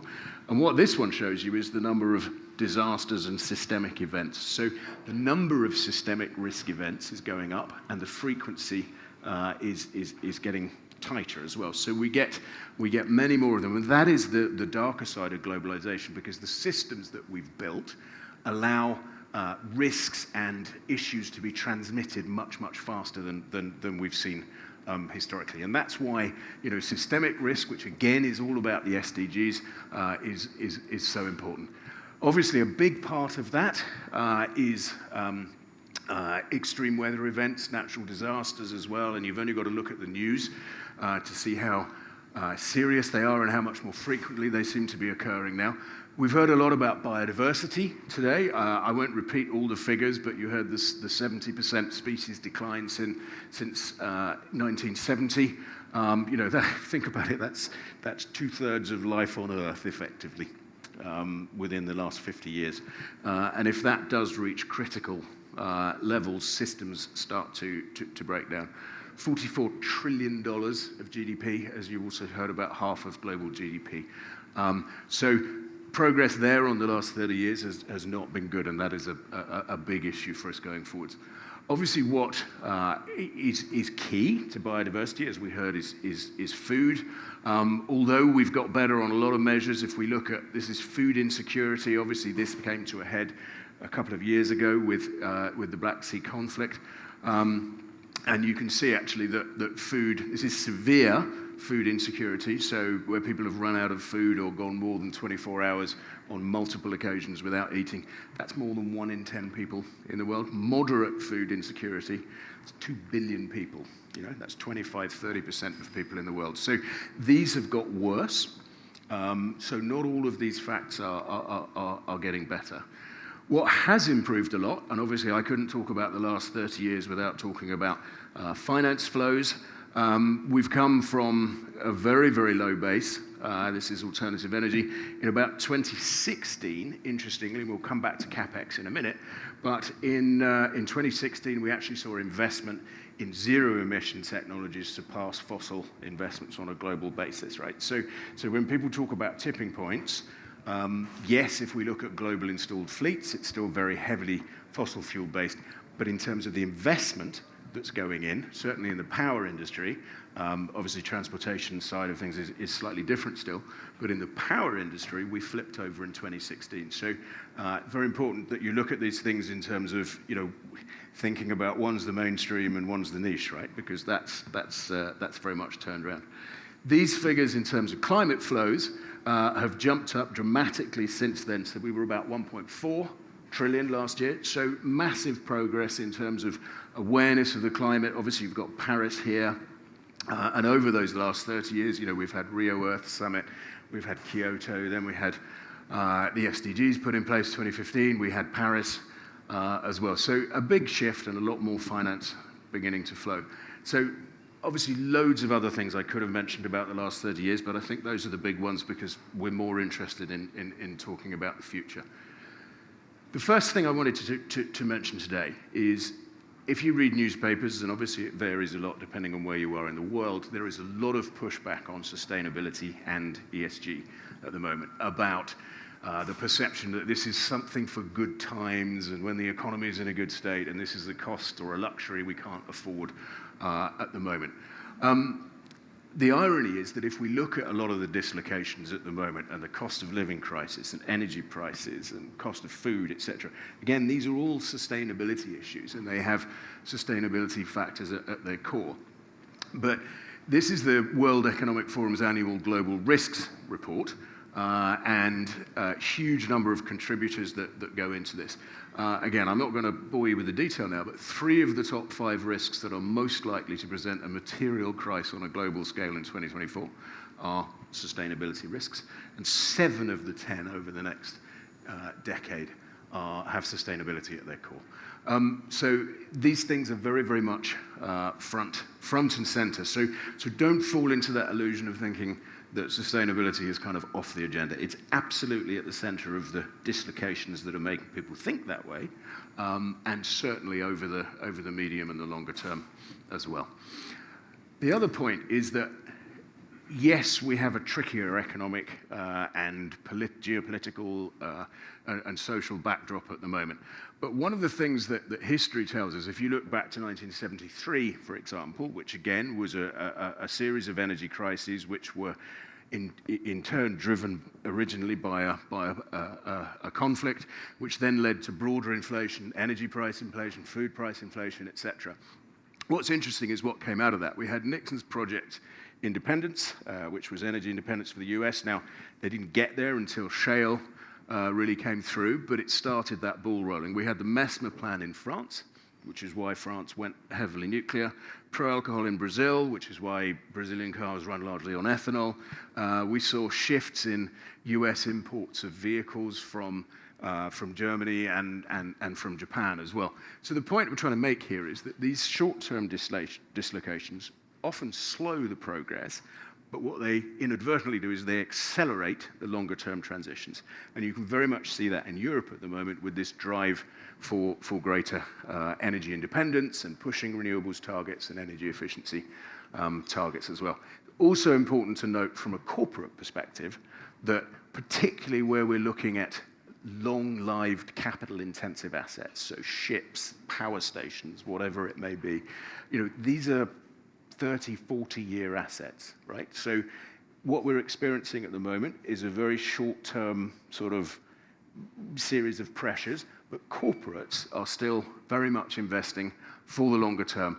And what these tipping points historically tell us is that actually things tip a long way before we get to economic parity. And I'm happy to talk about that in Q&A if you want to. It happens when the direction of travel becomes abundantly clear that to stick with the old model would probably result in building a stranded asset. We do have a lot to do, though. Obviously, we've seen climate finance go up a lot. We kind of know what we're doing in energy and power at the moment. Hard to abate sectors, we heard a lot about that a minute ago. Aviation, shipping, cement, aluminium, steel, etc. This is emissions, put that in the context of sort of 50, 55 gigatons a year. That's business as usual, right? So we do need these new technologies to come through. So this has been a big area of focus for the financing world, and obviously that brings technologies in, one of the pillars that we had from that first presentation. I mentioned food as well. This is kind of the elephant in the room, right? So, which is basically a third of emissions, about 30% of emissions, if you take the whole of the value chain, come from the food and agriculture sector, right? So if you think about how that attention radar's shifted, we've started with power and energy, we've moved through hard to abate, now we're looking at food and agriculture. The challenge with this, of course, is that we've got potentially another 1.5 or 1.8 billion people on the planet by 2050 who are all going to need to be fed. We've got the biodiversity issues which are in there as well. So this is a massive, massive issue. Water is another big one to watch over the next 30 years. This is a report that we published a little while back looking at water stress against percentage of crop production. You can see for a lot of these staple crops in the world, they're in areas of potentially extreme water stress, and we've already seen over the recent years, how sensitive global agricultural commodity export markets are to geopolitical unrest as well. So food, water, climate change, that nexus between the three is a critical one to watch. And obviously at the heart of that is biodiversity loss from a corporate perspective. We haven't talked about the specifics of it too much yet, but we've got this concept of double materiality and impact, which is, how do businesses rely on nature, but also what's their impact on nature. Corporates are going to have to start reporting on that. We've obviously got the TNFD coming in. If you thought the TCFD was complicated, at least a ton of CO2 is the same all the way around the world. You can count it, you can price it. Biodiversity doesn't have the equivalent of a ton of CO2. It's very location specific and it varies a lot. So very, very complicated. And that is going to challenge corporates a lot. Something we haven't talked about today so much, but what that TNFD is going to do, I think, and this is one of our big predictions for the future, is a massive increased focus on the circular economy. Because if we're starting to look at what resources we use from nature, what we do with products at the end, that is going to bring a lot of that resource approach into focus. So I think we'll have a much bigger focus on the circular economy.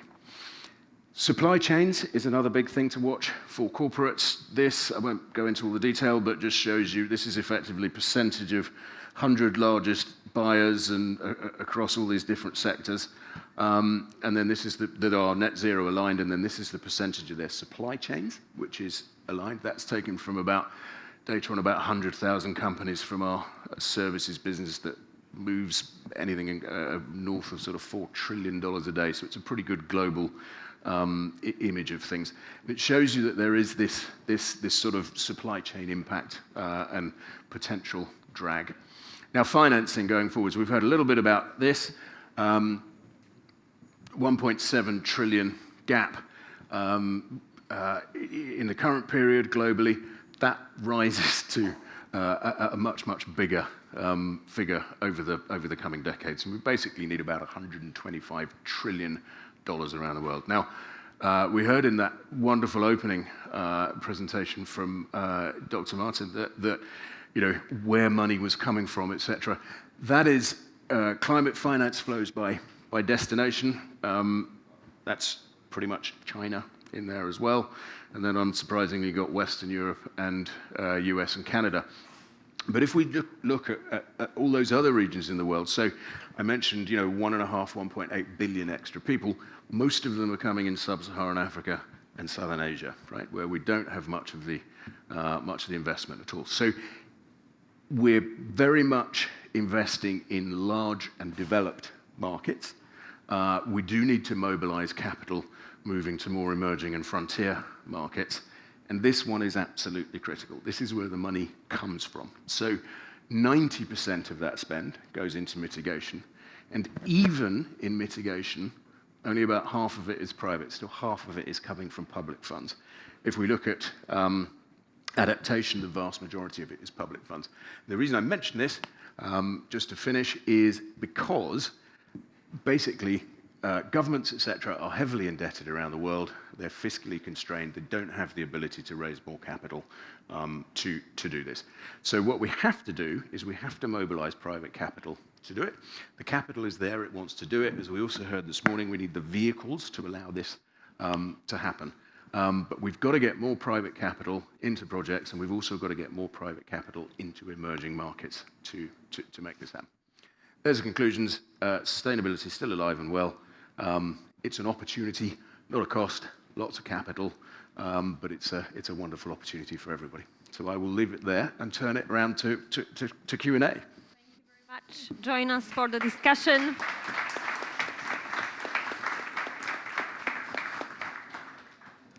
We will elaborate on green finance that encompasses a wide range of practices and instruments. We will focus on the future trends and also the policies. Thank you very much for the presentation. You mentioned that the transition towards sustainability will require a lot of investments. So what are the main barriers to it, and how can we overcome these?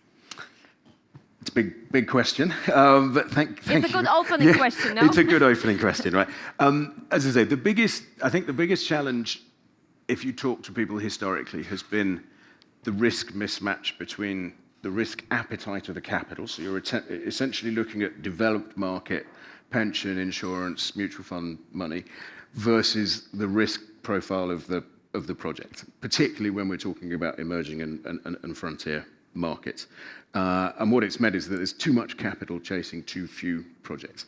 But essentially, we know how to adjust for that risk appetite and risk profile via mechanisms like blended finance, and you know, I think the world hasn't been as successful as that as it might be. That debate has actually moved on a bit, and I think the debate now is a lack of bankable projects. And again, we heard about that first thing this morning, right? It's about creating the vehicles which can allow that capital to be deployed. And very, very briefly, what we see all too often around the world is we see governments coming up with concepts rather than projects, whereas when you look at the financial community, you know, when a banker rocks up to look at financing a project, they will expect there to be a data room with, you know, 20 feasibility studies and permitting studies and financing studies and technological studies and all that kind of stuff. The gulf there is hard to overestimate. So what we have to do is you know, what everyone refers to as capacity building in the public sector, and kind of SWAT teams within ministries to be turning concepts and national plans into series of projects, which can then sort of bridge that gap between the public sector and the finance sector. Because the money's there and it wants to do it. We just have to create the vehicles and we have to create the projects to allow it to happen. And who is in charge of creating these projects? Public sector or government? Look, it has to be done in tandem, right?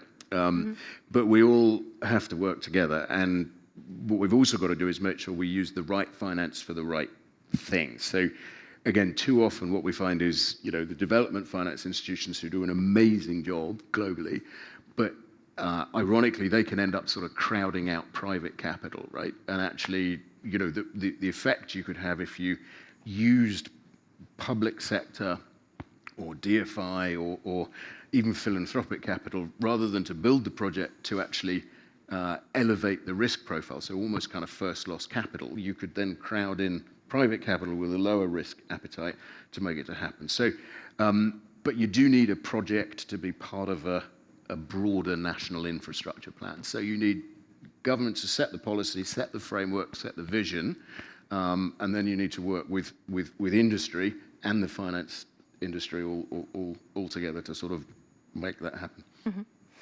So what are the general trends in terms of regulation when we talk about the sustainable finance products? And maybe what short and mid-term developments do you expect in this field?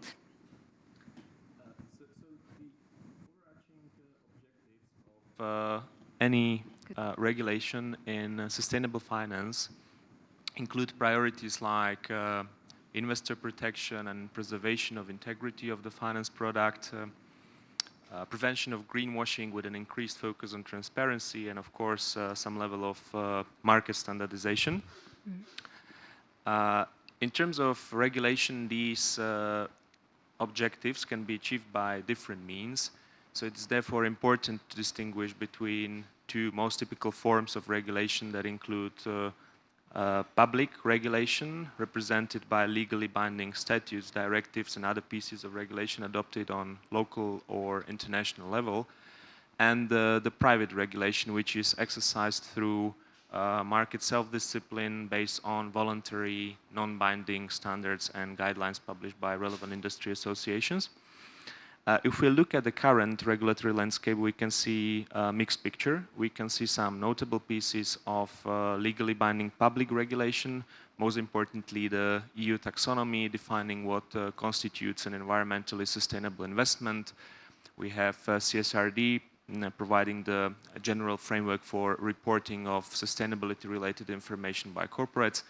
And most recently, we have a new EU green bond regulation which aims to lay down a harmonized framework for issuance of green bonds. That being said, these legally binding pieces of regulation inevitably do not give answers to many operational and practical questions that arise in the context of sustainable finance. And those aspects continue to be governed mostly by the private regulation I mentioned earlier. And here I would like to highlight the role of some respected industry associations, including Loan Market Association for Loans or International Capital Market Association for Bonds, who published the relevant guidelines and principles which may differ in level of detail depending on the product, but in general they have been widely adopted by markets, and they played a pivotal role in what we currently consider to be the best market practice in the industry. So what are the biggest challenges of corporations, whether private or public, to undergo the green transmission? Because I'm sure that it requires good planning and strategy. It requires also investment. So what should they take into account, and how should they start with the green transition? Also maybe including the green finance practices and possibilities that it offers. Absolutely. So, look, I think the first thing to say is, given what we've said about that slightly tougher backdrop, it's not to ignore this stuff, right? Because it's not going away. It's at the heart of all of this at the moment, and it, as we've heard many times today, it does define the sort of, the global mega trends over the coming decades, right? So, you have to get it right. I think if you get it wrong, as I mentioned, the risk is that you could end up with a lot of stranded assets.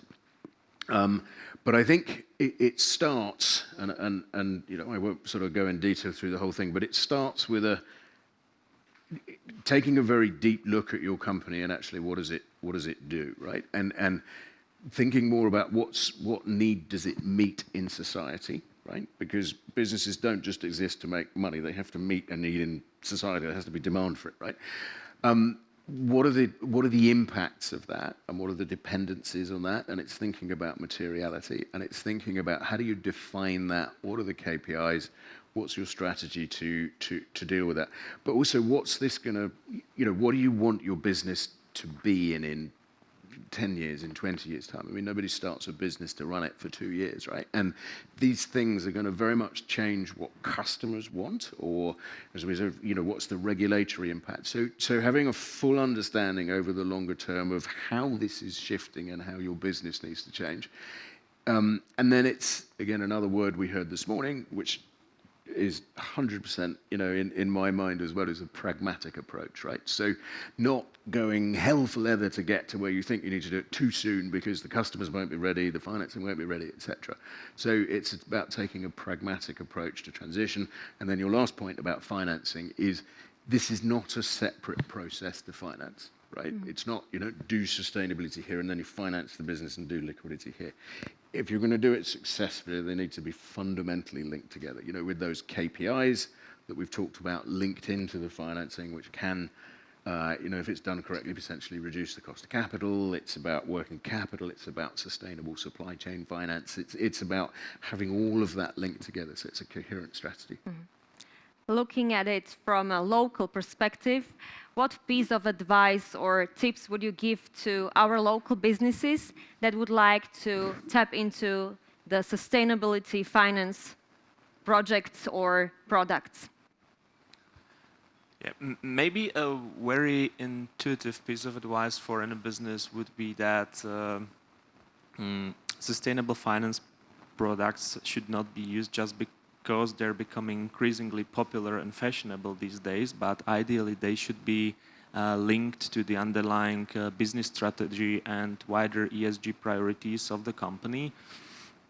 There are plenty of different products available in the market, so it's important that companies know their similarities and differences in order to be able to make the informed decision which product is the right one for a particular business.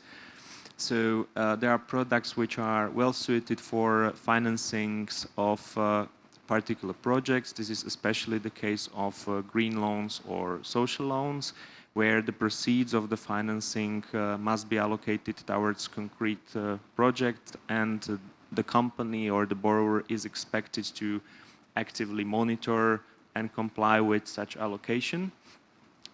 On the other hand, there are sustainability-linked loans where proceeds of the financing can be used also for general capital purposes, so they are not inevitably linked to a particular project. However, the company is expected to comply with certain KPIs during the lifetime of the financing, and those KPIs are environmentally relevant, and they aim to improve the overall sustainability profile of the borrower during the lifetime of the loan. So when selecting the right product, I think there are a couple of fundamental practical questions that stakeholders should ask themselves before the final decision is made. Some good examples of those questions may include things like what concrete financial or commercial benefits can be expected from this particular financing? What is the primary business need that drives my demand for this product? Do I have a concrete project in mind, or do I need financing to support my mid-term to long-term transition efforts towards more sustainable operating platform? Especially in the context of sustainable linked loans, I think there is a separate set of questions that needs to be asked. One of them is the company able to formulate meaningful KPIs that will be measured during the lifetime of the financing? Are those KPIs sufficiently material and relevant in the context of the core business operations? Can those KPIs be supported by credible data? Is the data available? Mm-hmm. Is it verifiable? Is it benchmarkable? And last but not least, any company should make sure that it has the sufficient resources and expertise in order to bring the transaction across the finish line, but more importantly, to be able to comply with various reporting and monitoring obligations in relation to ESG that will arise during the lifetime of the financing. So these are all the practical tips and recommendations, and I would encourage any business to have open and candid discussions on these topics when considering tapping into sustainable finance. So it's a very complex process, as you outlined. I would like to take a question from Slido and address it maybe to you. How can banks direct money to environmental projects? For example, the ESG questionnaires for loan approval only scratch the surface and talk overly about waste. Is it a good question for you? It's a big question. I mean, look, it comes back to what I was saying earlier, right? The money is there and the appetite is there. It's a question about the right projects, and totally agree with everything Rudo said. I mean, I think we also have to think about to what extent should we be thinking about financing it? Does it have to be green, right? Because a lot of businesses increasingly now are saying, well, look, I'm a green business. I don't need to label this, right? Everything I do is there. So I think we sort of got to also bear in mind about how does this look in the future? Do we have sustainable finance, or is finance just viewed as being sustainable? And then, ironically, what we have is a small bit that isn't, right? Which is sort of more old school stuff. So I think, questionnaires for loan approvals, things like that. This is part of the issue, I think, with regulation as well. It can be very, very formulaic. I think if you do what we were just talking about earlier, you have the business narrative, you have the context, you have the longer term strategic vision, you have the numbers behind that, etc. I think you can probably have a fruitful discussion with a lot of banks, right? Beyond what is absolutely there. But I mean, let's be honest, there are certain kind of red flags on things that will be hard to get past for certain types of investors. But you do have to remember as well that, banks are sitting there a lot of time. It's not actually banks' money, right? Mm-hmm. It's the ultimate providers of capital, and banks are kind of in the middle of trying to reflect their views with the views of regulation of markets, and obviously what customers need as well. Before we close this session, would you like to add anything? Because unfortunately we are running out of time. It's a very complex theme. I can just agree with what Jason just said. It's a big topic. It has a lot of complexities. Different challenges may arise in the context of different products, and I mean, I think the collective role for the society as such is, just to continue and support the continuing education and open discussions on these topics to keep up to speed and to make the right informed decision at the right time. Thank you very much, gentlemen. for your time. Thank Thank you. you. And for your great presentation. Enjoy the rest of the day, and we will continue on the topic of finance. Please welcome on stage our fireside chat speaker, Maria Alušik, the Director and Head of Investment Manager Oversight at Swiss Re. Welcome. Take a seat.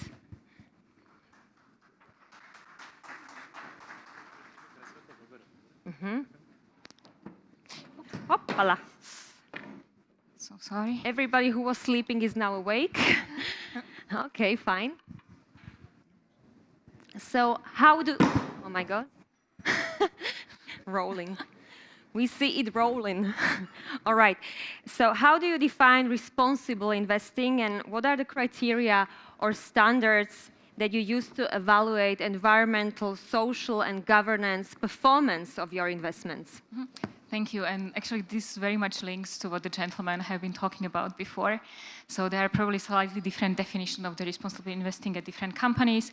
For most of the companies, including Swiss Re, where I work for, and hopefully it really starts at the top of the corporation. So sustainability should be really embedded in the long-term strategy or the vision of the corporation, and then only responsible investing can come. So what does it mean is that at Swiss Re and other companies as well, sustainability is really part of the vision. And then we at asset management, which is the part of the company that invest in the financial markets, come and actually are driven by the sustainability targets of the corporation. So we invest in the capital markets, so we contribute with a lot of money and income generation, but we also contribute by embedding the sustainability targets into the investment process. How does it work? And by the way, asset management is a very small part of the company. We make a lot of money, by the way. And we also operate globally. So as opposed to what Mr. Reiner has been talking about in the Slovak capital markets, there are slightly different opportunities globally. So we operate on the global capital markets. And how does it translate into investment process? So there are three cornerstones: inclusion, exclusion, enhancement. Inclusion is the most obvious one. It's what the gentleman before me talked about. You buy something which is labeled green. So you buy green bonds, sustainable bonds, you buy the building, this one, which might have some green certificates, or you invest into the sectors, industries, which are connected to the ESG. So you invest into biodiversity and everything that has been already mentioned. Exclusion is the other way around. So not that you basically commit the company or the investor not to invest into certain sectors, corporations, or the products. For example, we commit ourselves that Swiss Re would never invest into anything that has to do with arms, weapon industry, or we are very diligent when we invest into corporations, and there is a very thoughtful process to screen the corporations. And for example, we would never invest in any corporation when there's even a small suspicion that the corporation has any connection with the child labor. Right? So before we put our money somewhere, we actually screen the company, we screen the sector, we make sure it's not on our so-called restricted list. So that's exclusion. And the third one is enhancement, that for any investment that we have in our portfolio, be it ESG or not ESG, we actually compare those investments into the ESG benchmarks. And every year on periodic level, we try to move the bar high, so have better ESG ratings.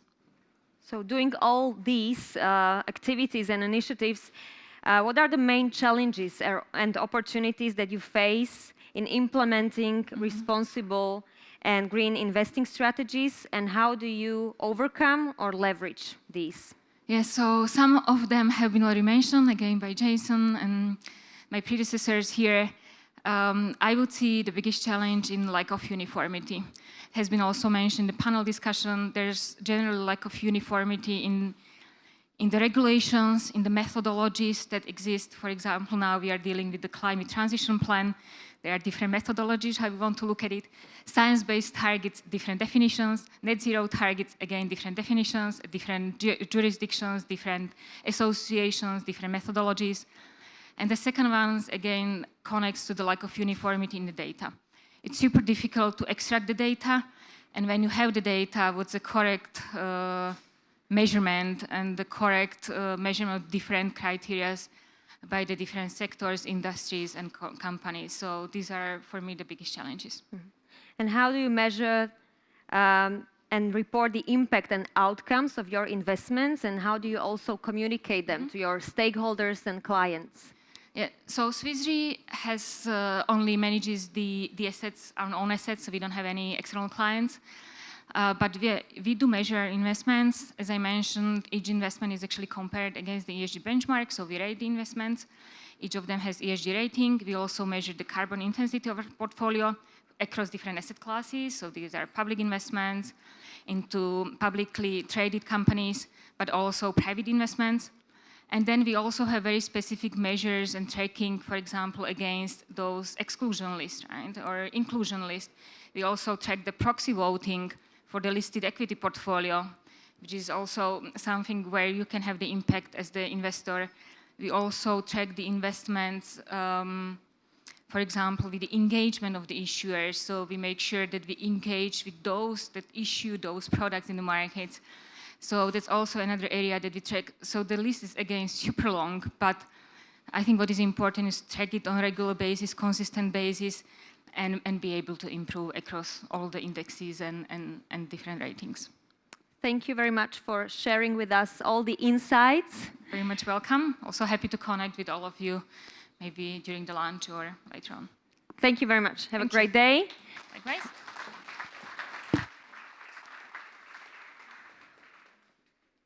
And now, ladies and gentlemen, I have the pleasure to introduce our esteemed theoretical physicist and a passionate advocate for science education and communication, Samuel Kovačič, whose ability, I'm not finished yet, whose ability to bridge the gap between scientific concepts, complex scientific concepts, and the general public through his project Vedator has made him a very beloved figure among students, consumers of popular science, and also all the youngsters. Welcome.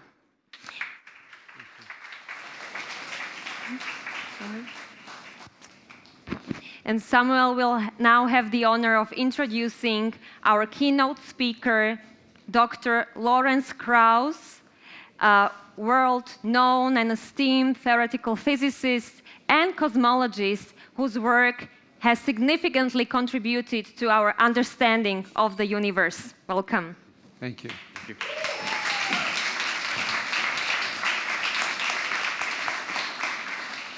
So, just very briefly, because we are running out of time and it's very difficult to speak in front of a hungry audience.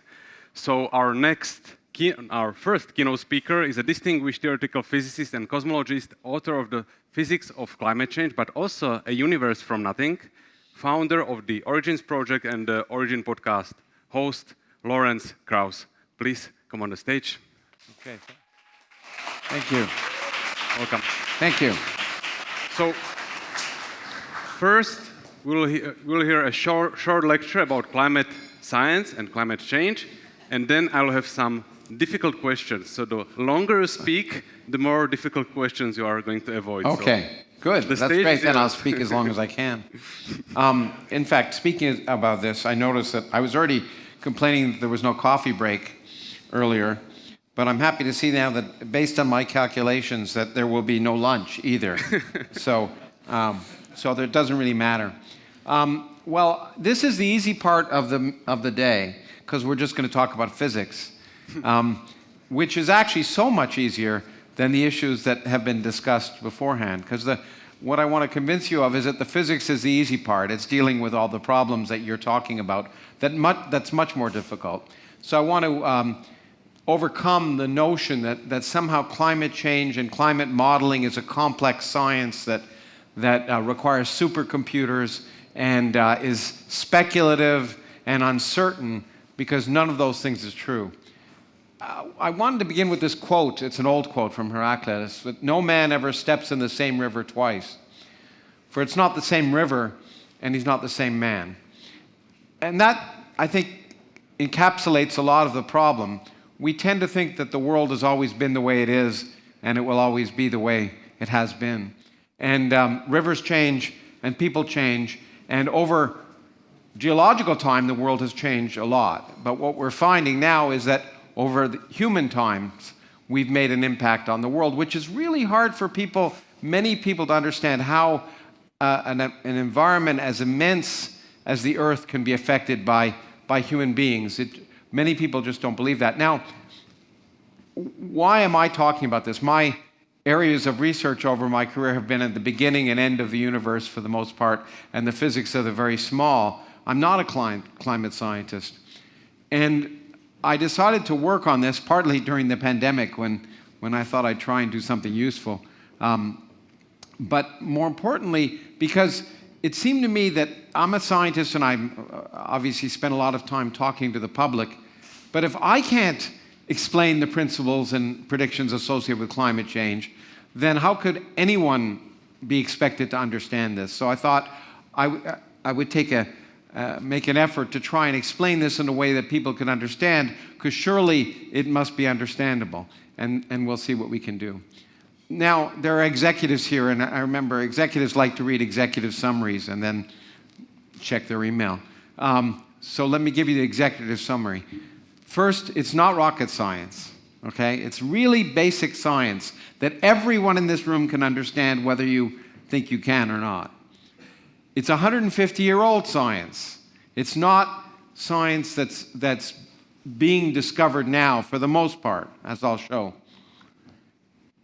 This will be very important. What goes in the atmosphere stays in the atmosphere, and I'll get to that in a bit. This is why this is an urgent problem, even if the effects of climate change may take place over centuries or millennia. And many people often say, why worry about it now?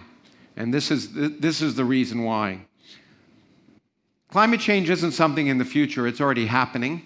It's happened, it's happening now, and it will continue to happen. And a number of the key features of what will happen in the next generation are already written in stone. There's more or less nothing we can do about it. So we have to figure out how to mediate it, or at least adapt to it in some level. And the world's not going to end, at least not due to climate change directly, maybe for other reasons. But there are real effects and serious effects that we know will happen within a generation. So that's a summary of what I want to get to in the next couple of hours. No, just joking. The climate change is a relatively recent realization. It actually began with Charles David Keeling, who was a postdoc at Caltech, and he was studying chemical issues associated with water and limestone and atmospheric CO2, and he had to do something which really hadn't been done before, which was to develop a device that would measure CO2 in the atmosphere.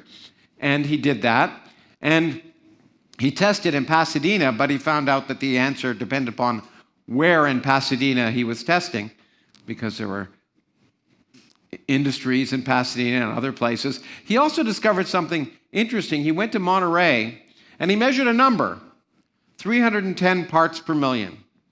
That was the abundance of CO2 in the atmosphere. Was that a lot? Was it a little? With a single number, it's hard to know. Okay? He did discover something really interesting, though, was that during the day the number changed. And he already began to realize that he was measuring the effect of life. Planets take in CO2 during the day, and then they release it at night. And he could already see diurnal variations in that CO2 locally.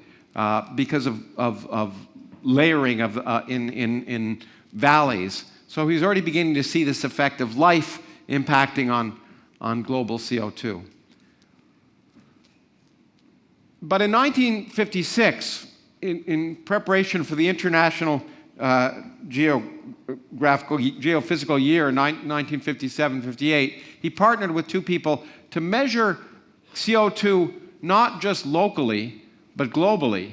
And how could you do that? You go to places where there's not a lot of local industry, a lot of impact. And one of them was in Mauna Loa in Hawaii, and the other is in the South Pole, where there aren't many people. And so in March 1958, he measured 313 parts per million. Now, that's more than 310. Was that significant? Okay? Well, we'll see that it was significant, but I think it's important to realize that that date was in many ways a milestone moment in human history.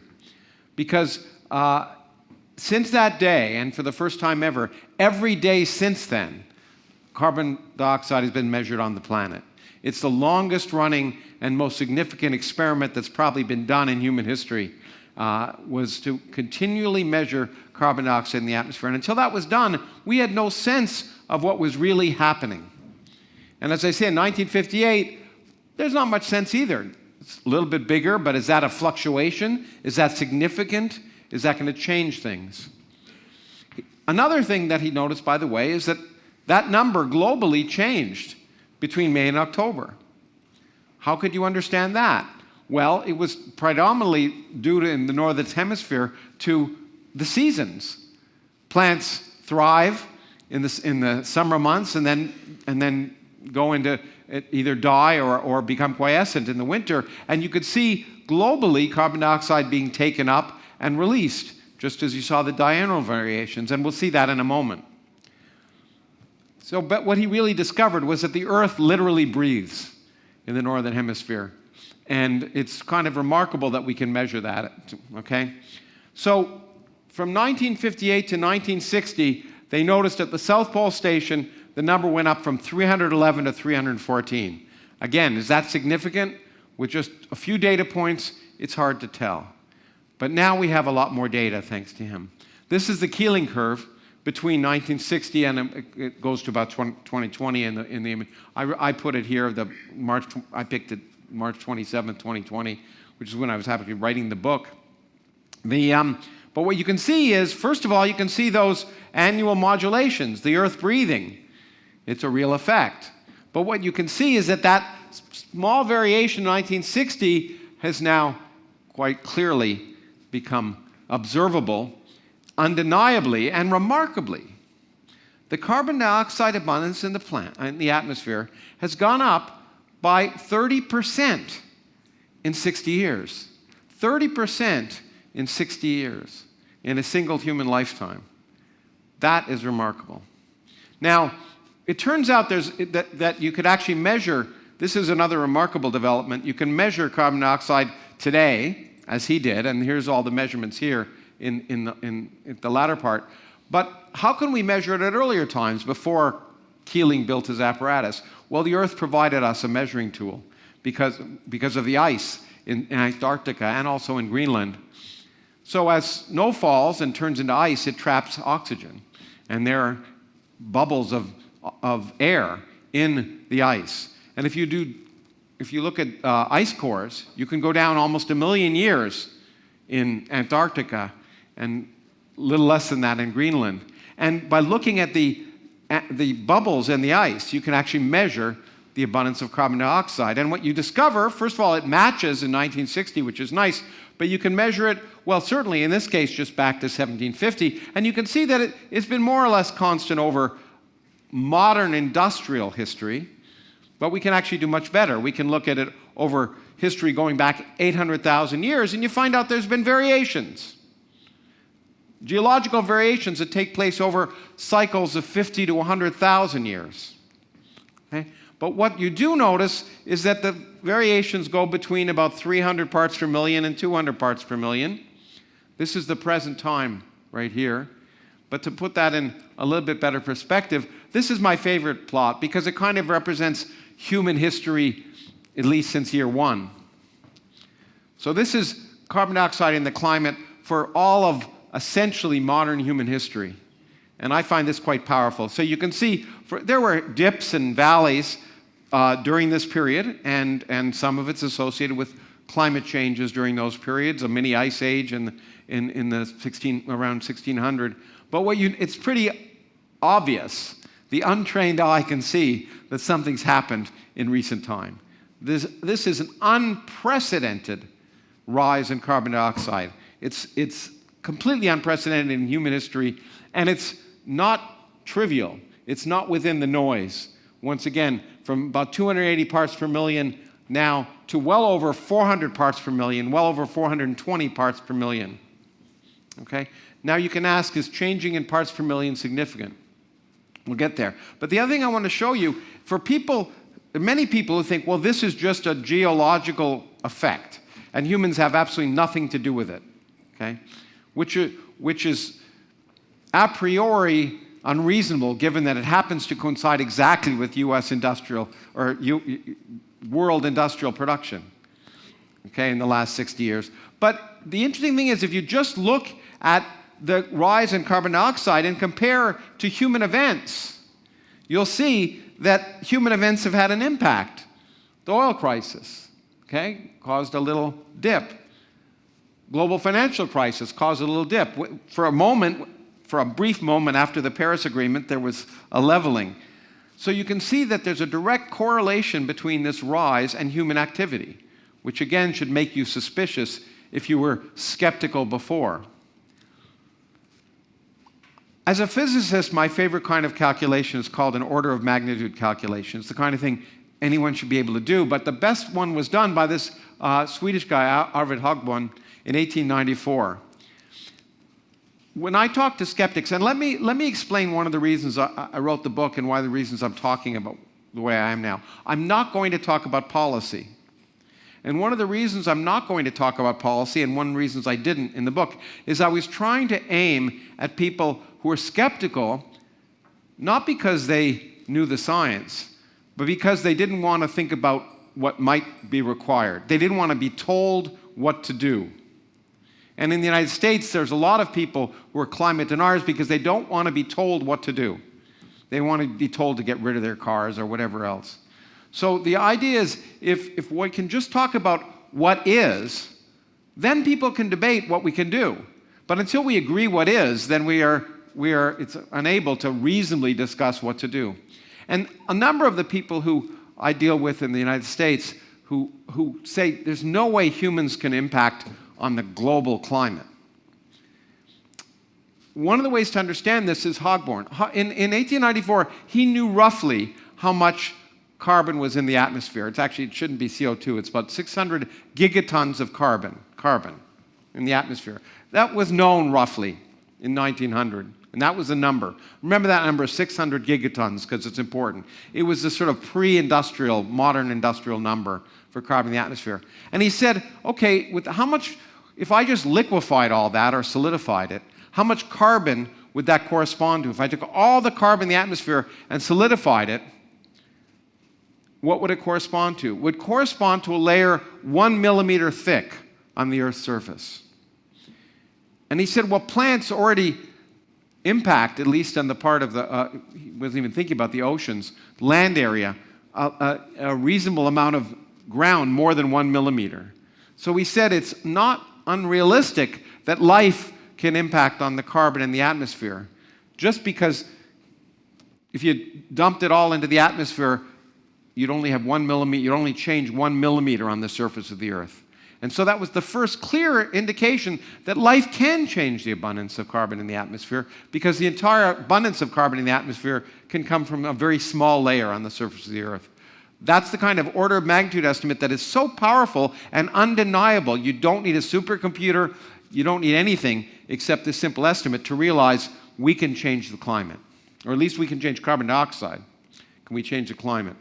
Well, here's a picture of where carbon goes. It's moved around the atmosphere. It's moved from the deep oceans and soils and the biosphere. And again, this was in sort of 1900 or the early, even up to 1960 almost, 600 gigatons of carbon in the atmosphere. What happens? There's, as you can see, it goes back and forth between the terrestrial biosphere. 120 gigaton goes in, 60 gigatons goes out. Terrestrial soils, another 60 gigatons. This is in equilibrium.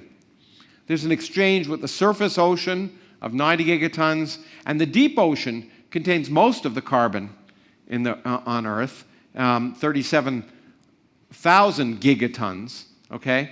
And so this is what was like before humans, significantly impacted on the climate, okay? When you look at this, this is how you can realize that we're changing things. If you now add human industrial activity, I took this from 2018. Every year, we dump 10 gigatons of carbon into the atmosphere. every year. And remember, the whole atmosphere had 600 gigatons before we started to do this. In 2018, there are 830 gigatons of carbon in the atmosphere. And you can see this is a non-trivial number. Of that 10 gigatons, roughly 5 gigatons ends up in the oceans, and 5 gigatons stays in the atmosphere. So every year, year in, year out, we are dumping 5 gigatons in the atmosphere, an atmosphere that had 600 gigatons before we started. And therein lies the problem. Therein lies the obvious fact that we are changing carbon and changing the atmosphere. Okay? And again, none of this depends upon supercomputers or modeling. It's a fact. Now, you've heard about the greenhouse effect, which is the wrong way of describing it. It was described that first way by a famous physicist mathematician, Fourier. But, greenhouses stay warm because the sunlight comes in, as you've heard, and they heat up, and the infrared radiation can't get out through the glass. That's supposedly the greenhouse effect. But greenhouses mostly stay warm because there aren't windows. Okay, it keeps the air in. But the Earth doesn't have has windows. There's free exchange with the environment. So the effect is a little more complicated than the greenhouse than what happens in a greenhouse, but the effect is the same. And I want to run you through the physics. So we'll lock the doors, and I'm going to show you the physics of this. Okay, first of all, the sun is the source of, essentially right now, almost all the heat on Earth. Okay? And every second of every day, there's actually, averaged over the Earth, 1,361 watts per square meter. Okay? If you think of the Earth as a sphere. But if you just think of the projection of that sphere, a disk, which is 1/4 of the area of the sphere, you get on average, on the average place on the Earth, you get about 340 watts per square meter. Okay, that's what's coming in. And that's what is keeping the Earth warm. But the fact that it's keeping the Earth warm is a kind of a surprise. And it was a surprise to Fourier, who did a calculation that everyone should be able to do. If the temperature on Earth is not changing, the power coming in is equal to the power going out. Okay, we all okay with that equation? You're not too nervous about that? Okay, good. Now, you got 1,361 watts per square meter times the area of the disk of the Earth, pi r, which is pi r squared. I'm happy I'm in Europe. If I was in the United States, everyone would have left by now because I mentioned math. Okay, so you've got energy coming in, you've got the Earth radiating out. And in equilibrium, those two numbers will be the same. Now, some of the power is reflected by the atmosphere before it gets into the Earth. Okay? So there's some fraction of the energy coming from the sun that's reflected right away. The rest is radiated by the Earth. So if the power in is going to equal the power out, the power in is equal to 1 minus A, 1 minus the fraction that's reflected, times the power coming in from the sun. And if you sum over the area of the Earth, it's 10 to the 17th watts. Okay? That's just simple physics. High school physics. Elementary school physics probably here. Okay? Yes. Okay. Now, so the question is, what does that mean for the temperature of the Earth? Well, all you need to know is that a simple law of physics, that hot bodies radiate as the 4th power of temperature. That was discovered, again, over 150 years ago. Hot bodies radiate as the 4th power of temperature, okay? And so, therefore, the power out is the total surface area of the Earth times some constant times the 4th power of temperature. And Mr. Fourier, I think in 1824, I think was the year, he did this calculation. And he said, what should the temperature of the Earth be? And he discovered it would be minus 18 degrees Celsius. That is manifestly not true. Okay? There's something wrong with this calculation. Because if there wasn't an atmosphere of the Earth, the average temperature of the Earth right now would be minus 18. The Earth would be frozen at all times. Okay? Simple physics. Then he suggested an answer. Well, the actual average temperature on the Earth is 15 degrees Celsius on average. Okay? Well, what he realized, and was realized over the next 50 years or so, is, of course, the sun's energy comes in as visible light. And the sun's average temperature on the sun is about 5,000 degrees. It radiates in the visible spectrum, which is why our eyes evolved to see visible light, because that's the dominant energy coming in from the sun. The Earth at 15 degrees Celsius, if you ask what does a hot body at 15 degrees Celsius radiate, it radiates in a different wavelength, the so-called infrared band. Okay, so the first thing to realize is that the energy coming in is irradiated in one band, the energy coming out is in another. The atmosphere, of course, is transparent in the visual band, otherwise we wouldn't see the sun. And as we'll point out, it's not transparent in the infrared band. Okay, so this is, I think, the most complicated calculation we'll do here. Okay, so the Earth has a blanket around it. And this blanket of atmosphere absorbs some of the energy that would otherwise be radiated from the Earth into space. Just like your blanket does when you're in bed. It absorbs some of the energy you would radiate into the room, and that's why it keeps you warm. But this is the physics reason why it keeps you warm. So let's say the energy out is less than the energy being emitted by the Earth, because some of it's being absorbed in the atmosphere. Say 50% of it was absorbed in the atmosphere, then the energy going to space would be 50% of what the Earth would otherwise radiate. So the key point is now just this, and it looks like complicated mathematics, but it's not. The power that, since the power out is 1 minus b times the power of the Earth, by the miracle of modern mathematics, the power radiated by the Earth must be the power that gets into space divided by 1 minus b. But that means, in order for the energy going out into space to be the same amount as it would have been before, the energy being emitted by the Earth must be greater than it was before. That means the Earth must be hotter. That's why you get hotter under a blanket, because you radiate into the blanket, and that keeps you warm, but the blanket radiates a lot less into space, and so in order for the blanket to be in equilibrium with the room, you end up much hotter than you were before. In this case, because there's a blanket around the Earth must be much hotter because the energy going into space that balances the energy coming from the sun is much less than it would be otherwise if the Earth didn't absorb that radiation. That's the physics, okay? And it was Fourier who first realized there must be something absorbing the energy, because we aren't at minus 18 degrees Celsius.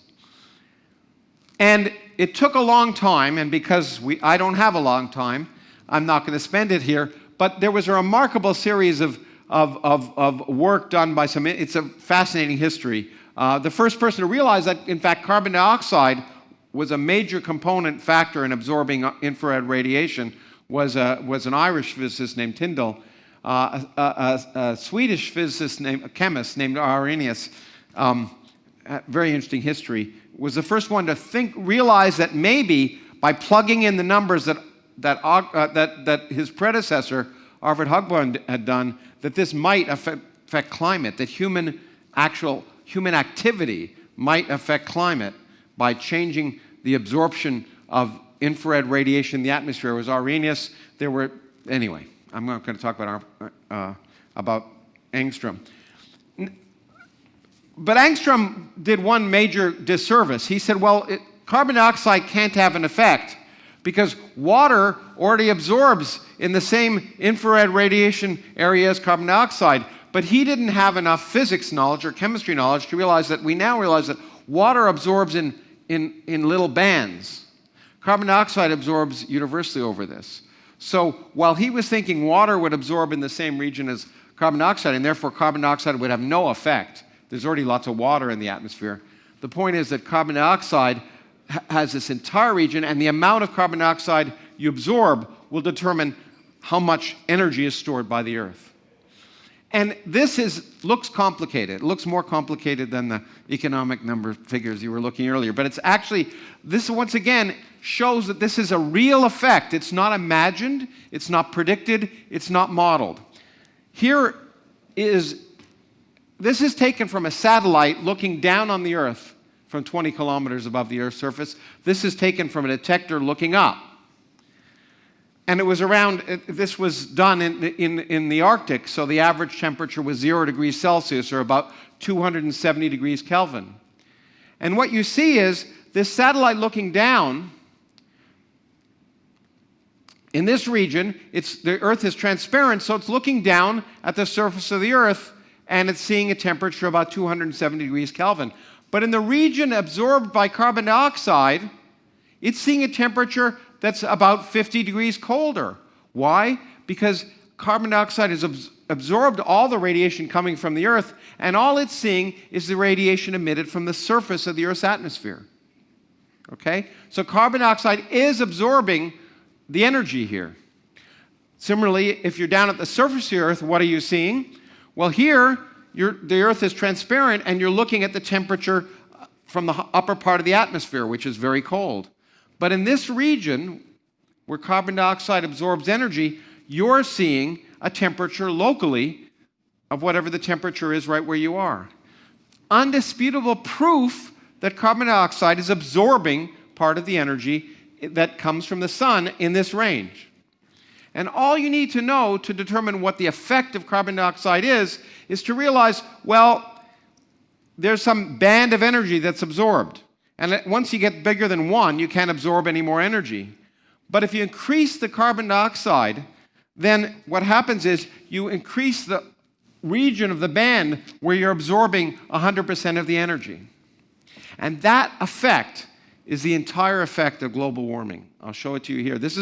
Now this requires a supercomputer model, but it's a model of the absorption of radiation, and assuming basically 300 parts per million carbon dioxide, as it more or less was in 1900, and assuming we had double it to 600 parts per million. We're now at 420 parts per million.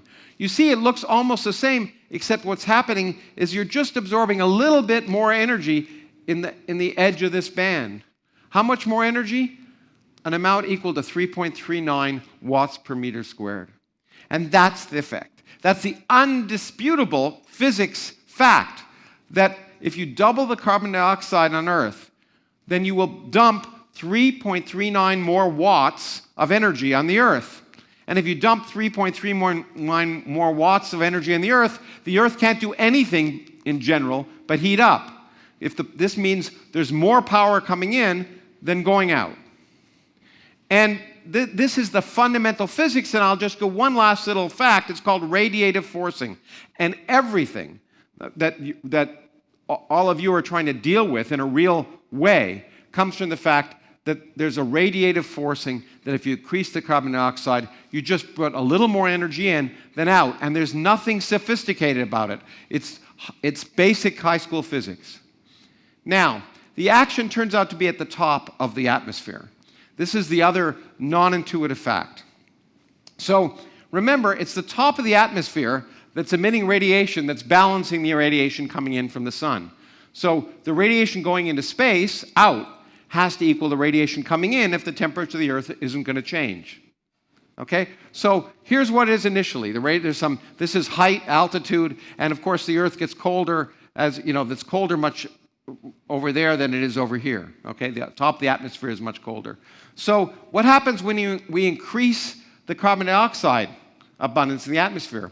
Well, more of the atmosphere becomes opaque, and therefore the part of the atmosphere that's radiating into space is higher up than it would be otherwise. But if it's higher up, it's colder. That means the radiation is less going into the atmosphere, into space, than it would be otherwise. That means the Earth starts to heat up until you get to a new equilibrium where the radiation going into space is equal to what it was before, but that means the upper part of the atmosphere is hotter than it was before, and since you extrapolate down to Earth, it means that the ground is hotter than it was before. So what happens is the atmosphere heats up until you get equilibrium again, and that takes some time. In the interim, the Earth heats up. So the net effect is all of what's happening at the upper part of the atmosphere, and that is relevant because the carbon dioxide throughout the atmosphere is making the atmosphere opaque until you get to a higher point where you can release that energy into space. Now, that's essentially the entire physics. Let's just spend the last few minutes talking about some of the implications. Okay. Eventually. Okay, good. This is the measured, this came from the IPCC, the International Panel on Climate Change, Intergovernmental Panel on Climate Change. And the point is, these are radiative forcing in watts per meters. The carbon dioxide produces radiative forcing. Some things produce negative effects. Like if you have dirt in the atmosphere, then you reflect more of the sunlight and less power gets down to the earth. And the net effect is to try, where all of the detailed modeling comes in, is to try and determine what the actual radiative forcing is on the earth. And it ends up being on average about 1 to 2 watts per meter squared. And that then produces a change in temperature. And we can see it. Okay? This is a history of global surface temperature since 1880. It's not too surprising that as carbon has increased, the temperature's increased. Now, the key point is, and I won't go into this, but you can, with relatively simply estimate if the carbon dioxide in the atmosphere increases, how much will, on average, the temperature of the Earth increase. Again, a high school physics problem if you'd simplify it. And what you'd predict is exactly what we see. Now, this is the point. If it walks like a duck and quacks like a duck, it's probably a duck. So some people will say, oh, no, this is due to the sun, it's due to something else. It is kind of remarkable that we can measure the carbon dioxide in the atmosphere, we can predict what the temperature of the Earth would change, and it happens to be exactly what we see. Maybe there's some incredible confluence of accidents that somehow mimic this effect, although no one knows how that could happen. But when our prediction is exactly what we see, it's pretty reasonable to suspect the prediction is correct. And it has been. This is, if you go, we can actually measure the temperature of the Earth back to 400,000 years or so, and we can do rough calculations of what we would expect the temperature to be based on the carbon abundance. And what do you get? You get good agreement. If the theory works well in the past, it's likely to work well in the future. Now, this is the reason it's urgent. This is the thing that, and I call it the Las Vegas effect. What goes in the atmosphere stays in the atmosphere. And what I mean by that is, this is the carbon being dumped in the atmosphere as we continue to rise and dump carbon in the atmosphere. So if we continue at the current rate, we'll have by the year 2100 about 1,200 parts per million carbon in the atmosphere. No one thinks that's going to happen. You are all going to work to make sure it doesn't happen. Okay? But the point is, even once you dump it in, well, it decreases slowly, but it takes 1,000 years and it's still got 50% of the carbon that's in the atmosphere. And that's why this is an urgent problem. The effects of climate change, as I say, will take place over decades, centuries, and millennia. But what we put in there stays in there. And that means if we want to change it, this is actually the global, you can see what happens, that the temperature doesn't go down. This is if, imagine we turned off carbon right here, the temperature remained the same. If we turned off all industrial activity here, and here, you see that when you turn off the carbon production, the temperature remains the same for at least a millennium. And that means every year you wait is another year you've dumped 10 gigatons of carbon in the atmosphere, because that number is still about the same, 5 gigatons of which stay there, and that produced what's called the ski slope diagram.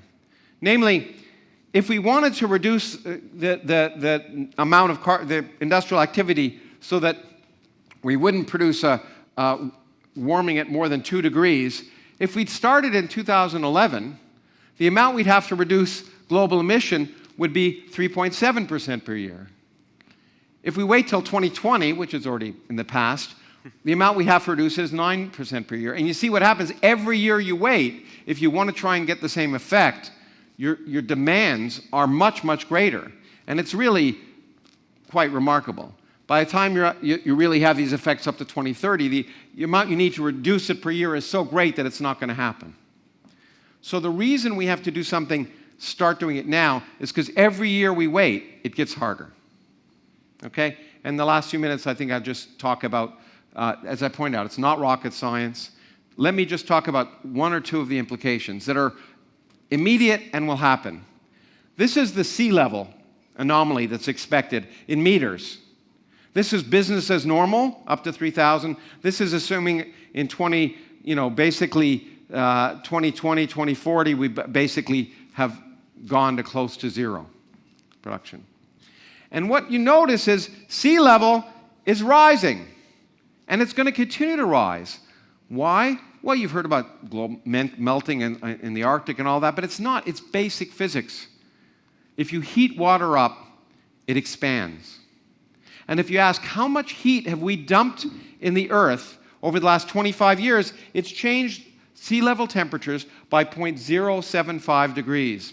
Doesn't sound like a lot, right? But there's a lot of sea. If you ask how much energy does that correspond to having been dumped in the ocean already, it's the equivalent of 3.6 billion Hiroshima-level bombs. The equivalent of 5 Hiroshima-level bombs being exploded every second, 24 hours a day, 365 days a year for the last 25 years. That energy's in the ocean, and there's nothing you can do about it. It's going to equilibrate, and sea level's going to rise. On top of that, of course, and you can see sea level rising exactly as you'd predict it to be. I think I'll zoom over the sad news of what's happening in Greenland, because we'd like to eat something. But the Greenland ice sheet is melting. I was just in Greenland twice in the last 2 years. It's standing on top of the ice sheet when it was 15 degrees where I was standing that day. I couldn't even wear a jacket. It was too warm watching the sea level come in. There are models about what may happen to Greenland. It's not going to happen in your lifetime or my lifetime. But over dinner, someone was asking his colleagues who'd read the book, what will happen if the Greenland ice sheet melts? What it will do to global sea level? Okay? It'll raise global sea levels by 7 meters. 7 meters. Okay? And you might think, well, that's a lot, but it's not even a lot compared to what the Earth's sea level has changed in our measurable lifetime. The sea levels have changed by over 100 meters as climate has changed. And there's evidence that you can change sea levels not just in a millennium, but in a few hundred years. In fact, recent evidence suggests, for example, that the West Antarctic ice sheet was changed within 100 years, about 10,000 years ago. And here's I've also been in Western Antarctica watching, this was on a boat I was on. This is a relatively small iceberg, reaching as far as you could see. But it seems quite likely that the Western Antarctic ice sheet is going to be gone. Most people think that it'll be gone within the next 100 to 200 years, and I won't go into again the details there, but what will happen if the West Antarctic ice sheet goes away? Sea levels globally will change by 2 meters. Okay. This is what we know, though. Based on what we have now, we know that by 2100, sea level is going to change by almost a meter. That may not seem like a lot. It depends what you think. If I asked you to come up here and I had a bowling ball 1 meter above your foot, and I'd say, do you think I'm going to let it go, do you think that's significant? Most of you would probably say yes. I was motivated to do this because I was visiting, this, by the way, this is really what first scared me. Here's carbon dioxide, temperature. Here's an independent measurement of what sea levels were during this entire time. And once again, you see they don't change by millimeters. This is sea level changes of almost 200 meters. It's happened in Earth's history. And you don't need 200 meters. When I was writing this book, I just visited Vietnam, the Mekong River Delta. Basically, all of Vietnam, which the richest rice-producing region in the world, all of South Vietnam is more or less than 1 meter above sea level. If sea level changes by 2100, unless you do something, all of that region will be underwater. You'll have mangrove swamps, and you won't have ice. You won't have rice-producing regions. So this is to end. This is the topic of your meeting. It's not all doomsday because we know this is happening and we can do something. We can do technology. These are the things you're talking about: agriculture transitions to sustainable distributed energy resources, infrastructure improvements, agriculture transitions. All of these will happen. I think geoengineering is likely to happen, whether you like it or not, and we can talk about that. We may be able to institute global carbon capture. What I want to suggest is that the technology is a lot easier than the politics. The hard part here is not technology, it's politics. It's getting global will to do something, and economic will to do something. And that's why you're all here, because you're here to try and influence the public and actually make real changes. But we know what the issues are. And to close then, I want to quote my favorite quote from a very famous biologist, Louis Pasteur, who said, "Fortune favors the prepared mind." We know what's likely. The future is ours. As I said in the book, the future is racing at us like a freight train. But it's doing it on tracks that we've built. So we can do something about it. It doesn't mean we'll solve the problem. It makes no guarantees you'll solve the problem. It just offers better odds. And I used to like movies by Clint Eastwood in the old days, where he'd be this policeman, Dirty Harry. And you may remember he'd have a gun and he didn't know if there were any bullets. And he's saying, "Are you feeling lucky, punk?" And basically, that's the point. If you want to do nothing, you got to ask, how lucky are you feeling? And if you think there's a risk, it doesn't mean you should do nothing. It means you should do something. Thank you.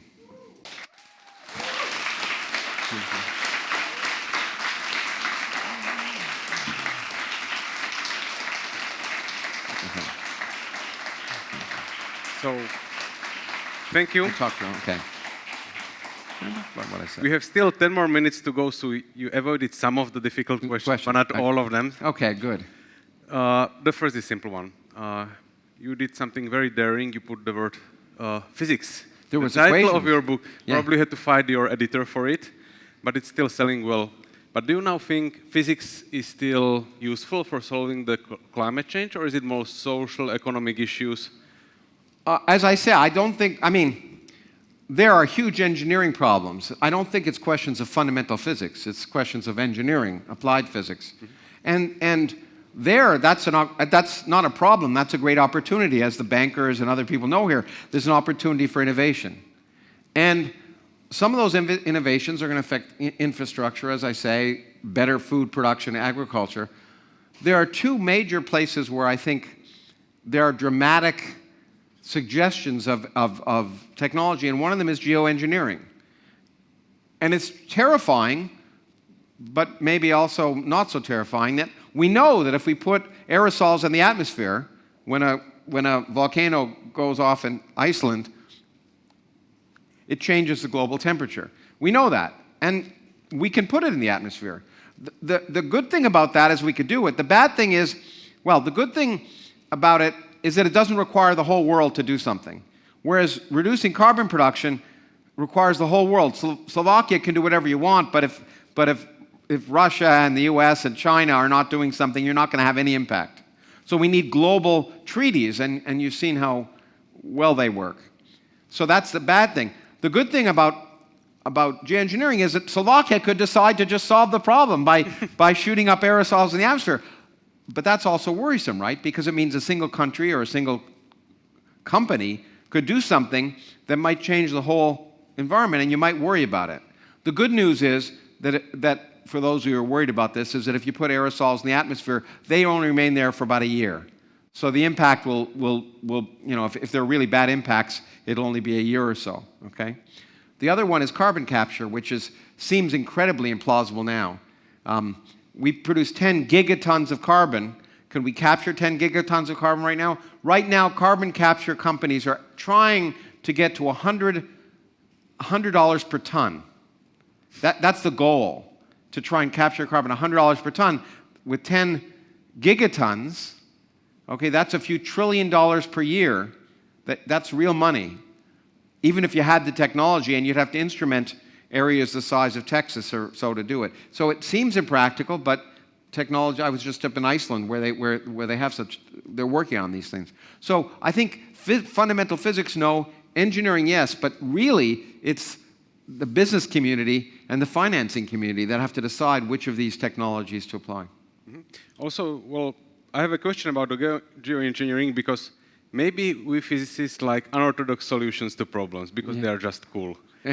Aren't we underestimating possible issues like, tipping something which is on the verge of collapsing right now, maybe trying to help and Yeah, you never know, right? Because but there are a few things you can do. You can actually do some tests, and people are doing that. Local tests to see what's going to impact. But perhaps I used to think, and I still think, frankly, that geoengineering is going to happen, whether we like it or not, because I don't think It's like a countries are gonna handbrake. I don't think countries are going to work fast enough. But it was a friend of mine who's written a wonderful book. She won the Pulitzer Prize for it's a book called The Sixth Extinction, Elizabeth Colbert. She wrote another book called Under the White Sky. And what I hadn't realized is that your children may look up at the day sky and say, well, not what a beautiful blue sky it is, but what a beautiful white sky it is. Because it turns out if we put aerosols in the atmosphere, the sky won't be blue anymore. Maybe painters and other people will be really upset by that, but that's a real effect that you may have to live with, is that the sky will not be the same color. And that, for some people, is devastating. For young kids, they won't care because they'll grow up used to it. But that's really quite amazing when you think about it. And when I first heard that, I thought, wow, geoengineering, maybe we don't want to rely on that.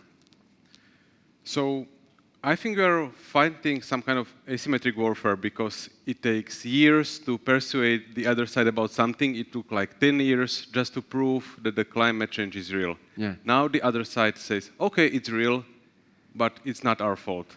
And it will be 10 more years, and then they will say, okay, it's our fault, but there's nothing we can do about it. And it's another 10 years. So is there a shortcut? No, and I think you're being overly optimistic. I mean, most scientists knew in the late 1960s or 70s that climate change was happening and real. Okay, it's not 10 years, okay, 70 years. And the Earth look, things have turned over. I'm not suggesting there's been nothing done, but we're still dumping 10 gigatons of carbon in the atmosphere.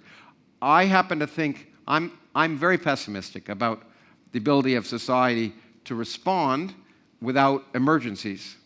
And I was chairman of the board of something called the Bolton of Atomic Scientists for many years. It sets the doomsday clock that you may have heard of. It was originally designed by my predecessors, Albert Einstein and Robert Oppenheimer, to try and convince the public of the dangers of nuclear weapons. Okay, but we expanded it to include climate change. But climate change and nuclear weapons are very different. Nuclear weapons can end the world tomorrow. In spite of what some of the unfortunate activists are saying, climate change isn't going to end the world tomorrow. It's not going to end the world immediately. The effects are far away, and that is problematic. And I think for me, it's actually not the geophysical effects of climate change that are the scariest. It's the geopolitical. For example, if sea level does rise by 2100 by a meter, approximately 600 million to 1.2 billion people will not have homes anymore. Now, I think climate refugees will happen on a scale that's unprecedented. And there's evidence, for example, in Syria, when there was a drought, went to the cities, and a lot of people have argued that what happened in Syria was due to that. But I remember being on TV in Australia, and they used to try and keep out boat people, a few thousand boat people. And I said to the Australian government, if you're in Indonesia and you don't have land anymore, what's the nearest place you're going to want to go to? And now you're not talking thousands of people, you're talking millions of people. And I think that's going to produce geopolitical consequences that are more likely to cause vast devastation. But, you know, a good friend of mine who just died recently was a writer named Cormac McCarthy. He was a very dark writer. He wrote The Road and No Country for Old Men. I don't know if you know those books. When I first met him, I said, how come you're so happy? And he said something that resonates with me, and it's always been my mantra now, which is, he said, I'm a pessimist, but that's no reason to be gloomy. And that's my attitude towards things. Okay, so my last question is again a difficult one because, well, you are part of a larger community that enjoys lengthy discussions about science, society, religion with people you agree with, I don't know, Richard Dawkins, and people you probably don't agree so much. Jordan Peterson, for example. I agree with him about one or two things. But you can be like respectfully disagreeing with him. Yeah. But now we're living in an era of social networks and everything has to be within 15 seconds and as aggressive and viral as possible. So how to have deep discussions about very complex topics such as climate change in this era of social networks? Well, that's a really hard question for 50 seconds. Yeah, that's a question for a 24-hour answer, and even then I'm not sure I'd have it. But There's an old saying that if the only tool you have is a hammer, everything looks like a nail. And I'm an educator. And ultimately, I think all we can try and do is to reach out and educate. Educate in hopefully entertaining ways. And that was why I wrote this book. It's because I didn't want to talk about policy at all. Because the people I know in the United States just close their minds because they don't want to be told what to do. And so if I could just talk about the science and say, you can decide what to do. And you can. You decide it's not a significant enough problem to do anything about. It's your problem. So I think if we try and restrict our discussions to things that are not so emotional, we might be able to get through. Plus, you use facts that surprise people. Facts that, people say, who cares about a few millimeters per year for ocean level rise? But that's what hit me in 2005 when I first saw this data, that the Earth, that in historic times, the Earth's sea level has changed by 180 meters. That's the kind of thing that shock you. And I think ultimately people only learn by realizing there's a pedagogical argument that we only learn something when we confront our own misconceptions. So if we can try and approach people in a way that doesn't threaten them, but causes them to rethink their own ideas, that's what we need to do. And that's why everyone in this room, not me, but everyone needs to be a climate evangelist, because the kind of things I talked about are the kind of things you can discuss with anyone without telling what you have to do. And so I think we just need more education, and that sounds like a pat answer, but I don't see any other. Without an educated public, they will not be able to make the decisions about politicians to make rational public policy. And that's true regardless of whether you have a democracy or a dictatorship. But neither of them. Governments, forgive me if there are government people here, but they never lead, they always follow. And if a significant fraction of the public thinks this is a problem, whatever government you have is going to take action. And that's ultimately what we need to have happen. So we should educate people. I think it's a good point to end. That's all we can do. Thank you. Thank you. Thanks a lot. Thank you. Thank you.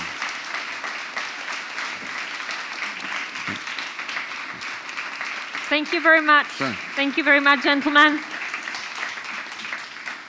I have good news for you, Lawrence.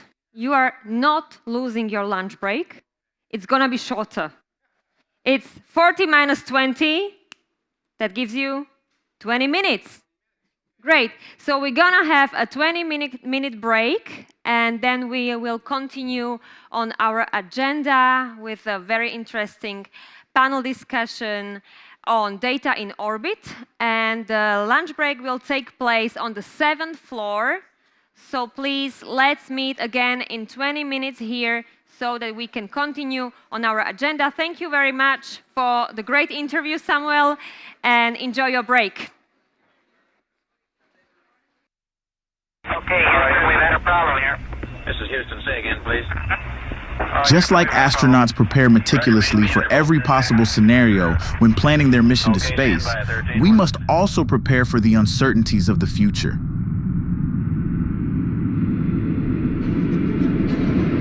The future is an uncertain territory, shaped by megatrends such as climate change, technological evolution, and shifting demographics.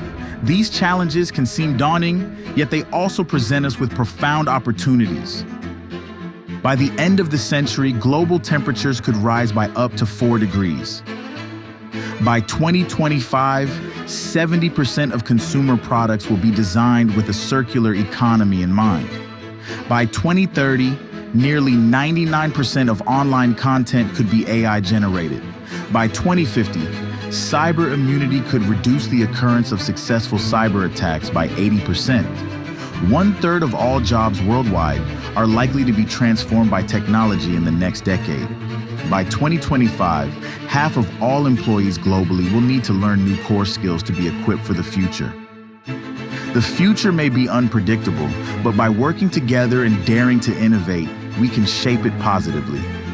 Just as astronauts venture into the vastness of space, let us boldly step forward into our future, united in our mission to make a better world for generations to come.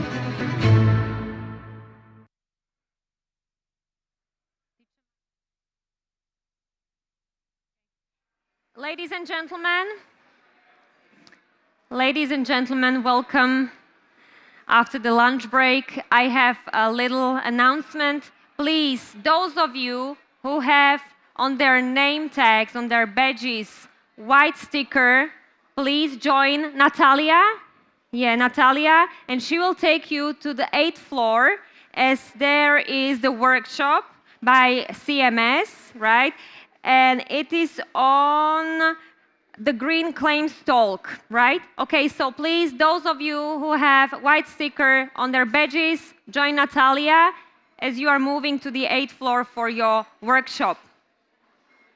Okay, and the rest can stay here, please. Come a little bit closer, ladies and gents, come a little bit closer as we are ready and keen to start with our next panel discussion and presentations on data in orbit and space technologies. If you are not coming closer, then please be silent, okay? Because this is a little bit unrespectful towards our speakers. Thank you very much.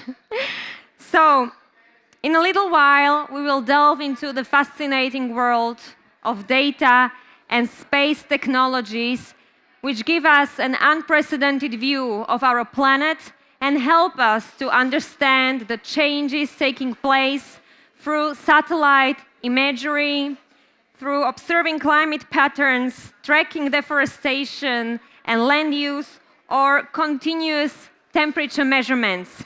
It is my great pleasure and honor to welcome on stage Mr. Robert Dronec, Senior Managing Consultant at IBM, and Dr. Driss El-Hadani, the Deputy Director and Senior Advisor at the United Nations Office of the Outer Space Affairs, who will talk about not only the artificial intelligence, but also about how the space technologies can be useful to mitigate the climate crisis. Welcome, gentlemen.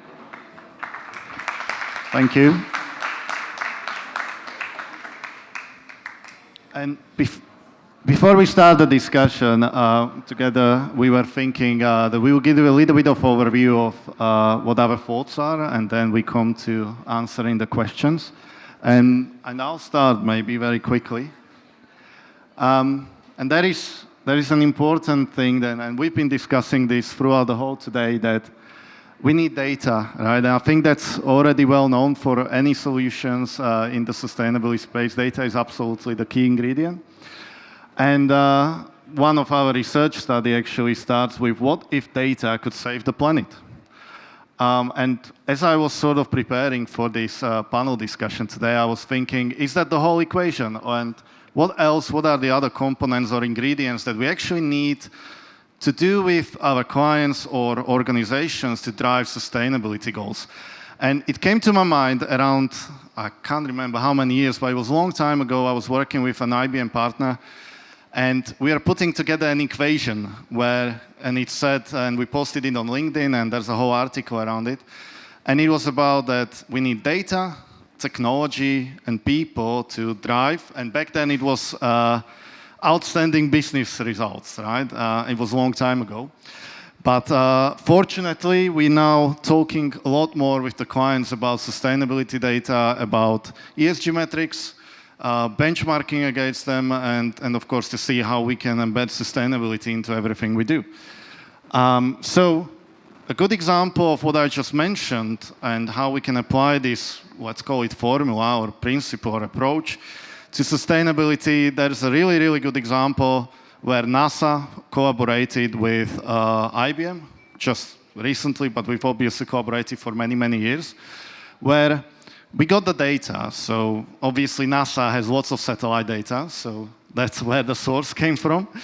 Then when it comes to the technology part of that equation, IBM, you may know that we're quite hot on AI and generative AI and building foundation models. So we build a foundation model actually on top of the NASA satellite data. And when it comes to people in that equation, you obviously need people with the right skills. So you've got people with the right skills in NASA as well as in IBM. But I think this goes a lot beyond that. And that's the reason why, for example, this foundation model was built on open source standards. and made open to the public so that the ecosystem, like universities, for example, they can take the foundation model and they can start using it, because sustainability is a team sport, and I think only collectively we will do great things. And this foundation model, we will talk about a little bit later, but just for awareness, it was built to predict, based on the past data, to predict floods. And it could be scaled to multiple other things, but I'll talk about it later, what are the actual benefits of that. Yeah. Thank you. And I hope I'm not going to break anything. Yeah, very quickly, because I know we've got limited time today. If you look into, there's lots of different use cases, and climate resilience is one of them, and obviously we're going to focus on that one a lot today. But there's other use cases which, as IBM, we sort of gathered around into 5 common themes, so I'm just going to run through them very quickly. One is strategy and reporting, which is one important part of this is not only how we can automate your reporting process, and I'm pretty sure many of you have issues with collecting data. They still might be somewhere in Excel. So we're building solutions together with our clients. But I think the most important part is beyond just automation and efficiency, and it is where you can actually invest the money to maximize the benefits, right? Again, using ESG benchmarks and using the available data. Then I covered the climate resilience, and we'll talk about it a lot more. Smart operations, that's another common theme, I would call it, where you've got IoT devices as part of your physical assets. And using AI and other tools that we've got available, you can monitor very easily things. You can maintain your assets, you can increase their lifespan, and you can deploy solutions like predictive maintenance, for example, and save energy, of course. Moving to the energy efficient IT, I personally believe this is a really overlooked topic many times, because as the data storage increases, like I'll give you an example, I think every day there's hundreds of terabytes of new weather data that are sort of being uploaded somewhere. And I think we need to really start thinking about how we manage the IT. And it's obviously not just storage, it's how we manage our data centers, cloud computing power, and also how we orchestrate the different jobs that are happening within our infrastructure. And the last but not least is supply chain. So really using technologies like process mining to visualize what's going on across your supply chain and understand what would be the most effective step to look at to actually find the savings, maximize the sustainability outcomes, and save your cost at the end as well. So this is not a sales pitch, so I'll stop here for now. But there's really interesting things and reference cases that we do with our clients. So if you're interested about any specific solutions, then feel free to reach out to me on LinkedIn or in this session afterwards. So with that, I'll pause, and Dries, over to you.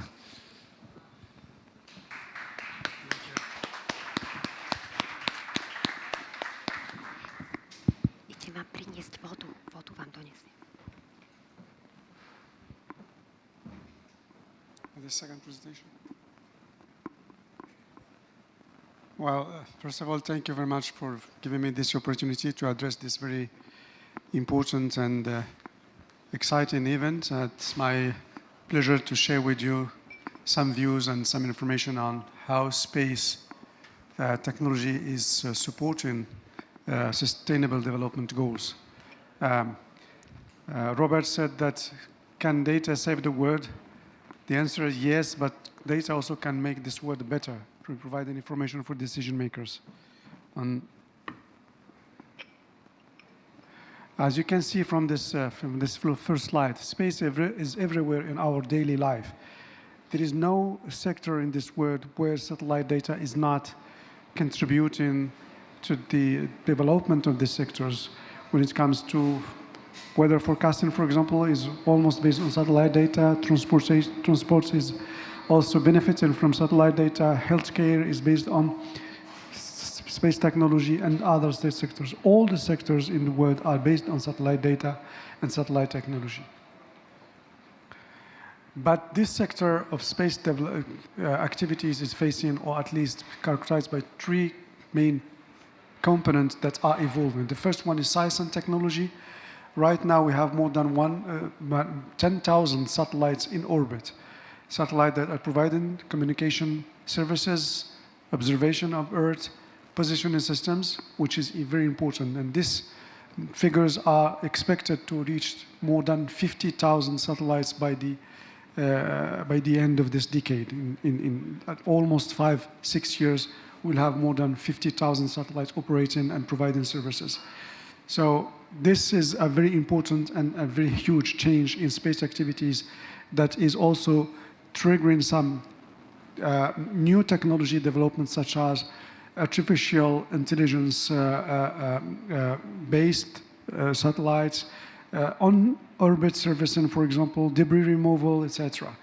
On the other side, all this activity is benefiting and developing the space economy. Right now, space economy is valued over 500 billions, and projections for the moment are expected to reach almost 2.7, 3.3 trillions by the end of 2040. And the commercial activities is quickly developing and is around 80% of the overall space economy.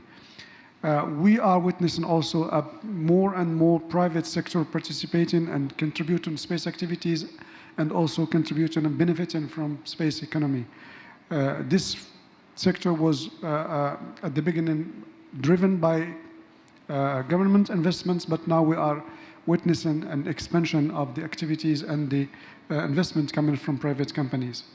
All this is also bringing on the table new issues related to legal issues, space policy, as we are opening new activities and innovative activities that will require more coordination, more frameworks to make this activity sustainable and to ensure that the activities will continue to provide services in a safe and secure manner.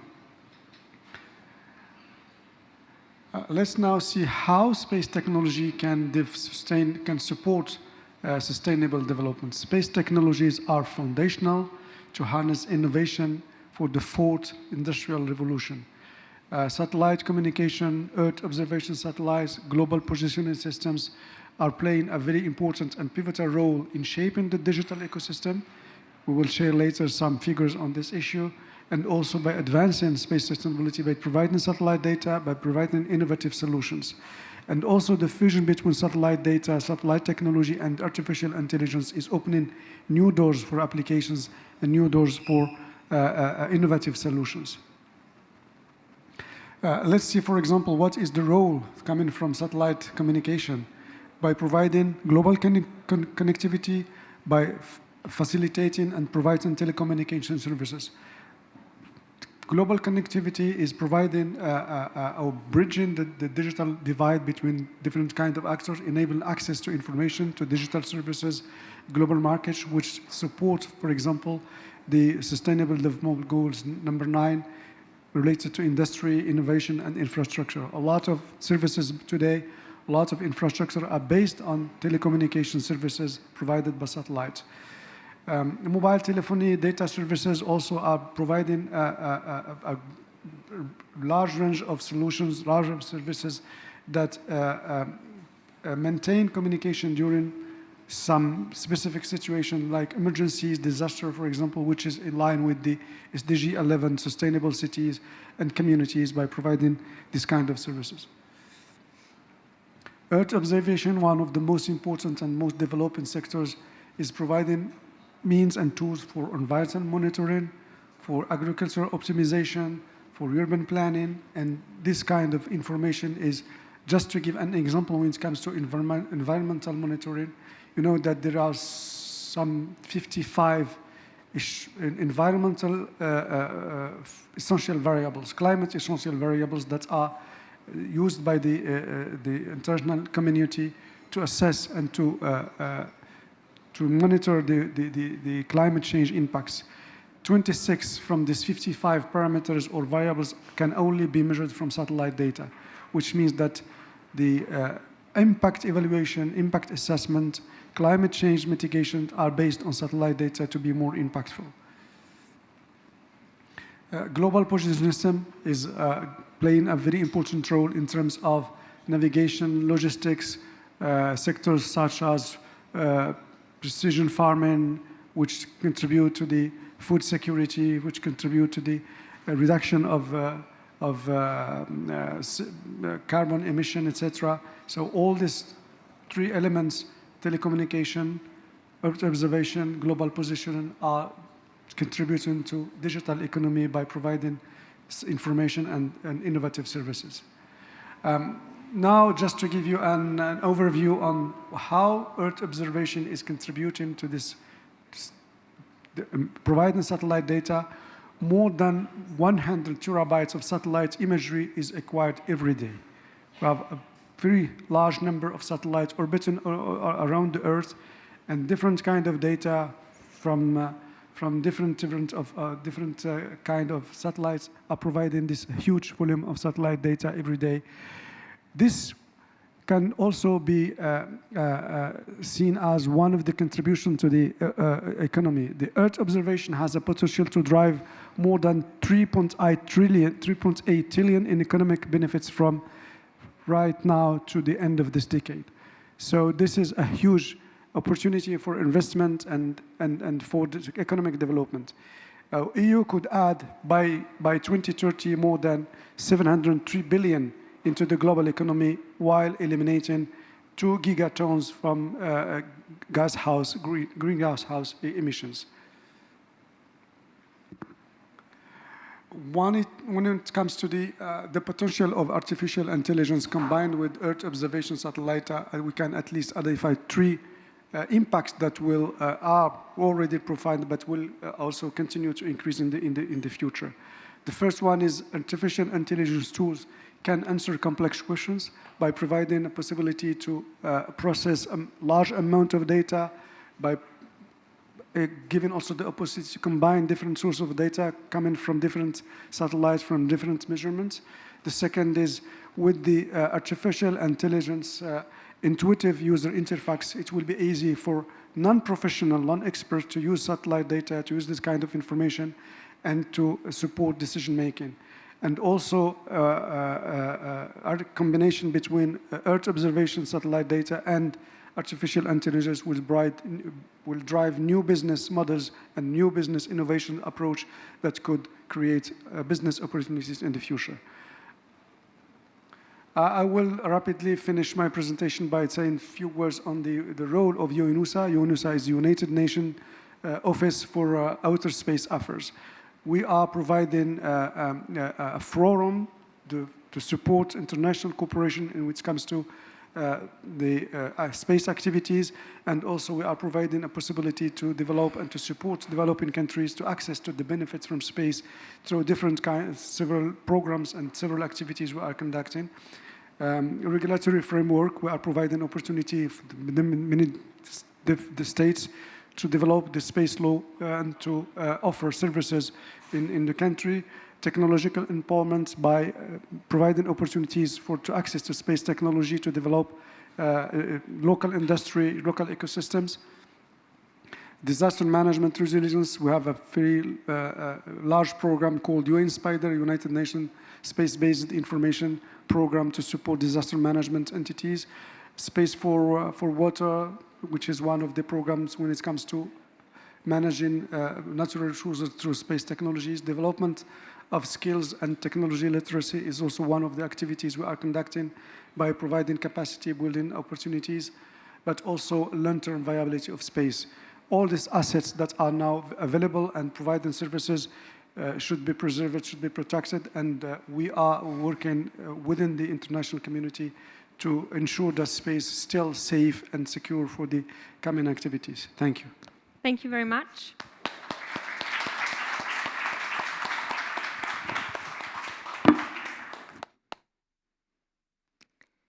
So you are representing technological company and United Nations, the Office of Outer Space Affairs. So where do you see the common goals and maybe the overlaps of your initiatives?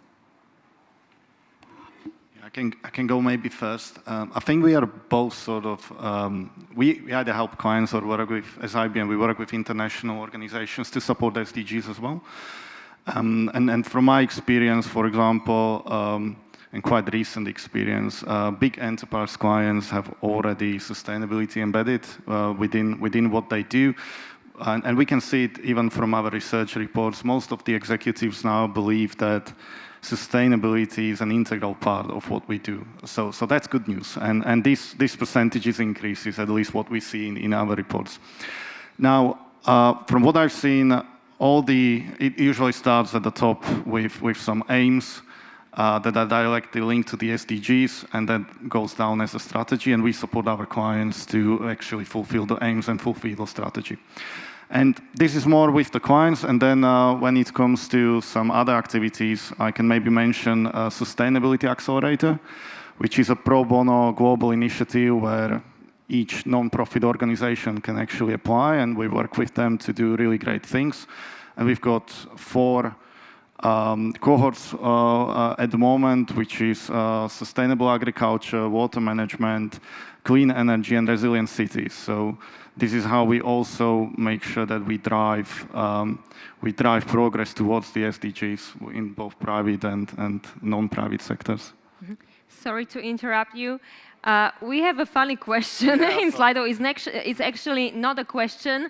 And this is a proof how technologies can actually save someone's lives. So I'm going to read it out, okay? Dobrý deň, zasekli sme sa na schodisku na 7. poschodí. Môžete nám niekto otvoriť dvere, prosím? Someone got stuck in the elevator on the 7th floor. So was it you? If there is someone from the organizers, please help those poor people, so that we can continue in our discussion. I'm just saying that's the proof, that technologies can actually save our lives. But the good news, it's been resolved, so we're fine. Oh, great. Oh, great. Okay. I didn't know that. Sorry. Okay, so we can continue. Would you like to add anything to your common initiatives? Yes, just to add a bit to what Robert said about this.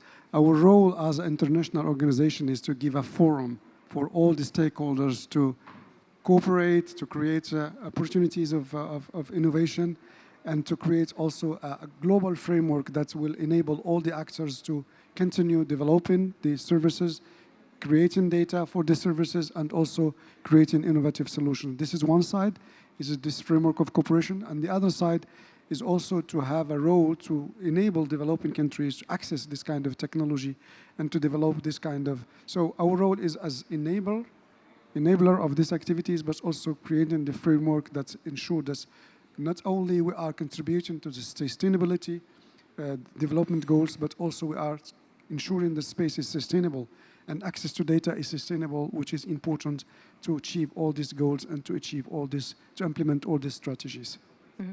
In your presentation, you mentioned that AI is increasingly being integrated with Earth observation data to produce actionable insights. So can you be more specific how this data is accessible, for example, to non-expert users and the developing countries? Yes, of course. I think this data is important in different fields, as I said, from agriculture, from climate change, impact assessment, for the sustainable cities development. So the combination of AI, as I said, and Earth observation data will first enable us to process a large amount of data, so which will enable us to answer a very complicated and complex questions. This is one thing. The second thing, I think, as I said also in the presentation, we will be able to have this data accessible to non-experts, which is very important in terms of integration data in different kind of models, different kind of businesses. There is no need to be a space technology specialist, for example, to use satellite data or to use Earth observation data in different models. The accessibility of data is one of the aspects we are working on, how we can make this data accessible and reachable. And AI tools will also offer the opportunity for people to select the right data for the right situation and to make it more compatible with the needs and with the targeted objectives. Mm-hmm. So in what ways can the geospatial data be leveraged to maximize the outcomes of sustainability initiatives and also help corporations to attain their net zero goals? Yeah, so there's multiple ways. Obviously, it's all related to how we can get the insights from the data and apply the right technology, which seems to be AI seems to be the right thing to do in the recent years. And I can maybe mention a few use cases that I've observed. For example, utility companies, they can monitor their power lines, thousands of miles actually of power lines, and to prevent outages. Then energy companies, for example, can use geospatial data to evaluate the locations where actually they can build the wind farms or solar panels. And they can even, using the data and different attributes from those locations, they are able to predict the performance of those. So they can actually have a clear business case on that. Multiple other examples could be risk insurance companies doing risk assessments, governments doing urban planning, of course, and also disaster recovery solutions. So really having an understanding of health data, for example, or disease data, and just prevent, in case of emergency situations, having a very good response plan, which is timely. So these are just a few things. And for example, recently I've been part of one project where we were looking at, this was for an oil and gas company, and we were in Asia on an onshore site, and we were looking at how we can actually use the satellite images to analyze fauna and flora monitoring. So really making sure that the biodiversity is preserved across the sites. So this is just a few use cases that I observed. And also to see whether companies are not lying in their annual reports, because this is sometimes also the case, right? Because through satellite imagery, you can see the percentage of deforestation or land usage.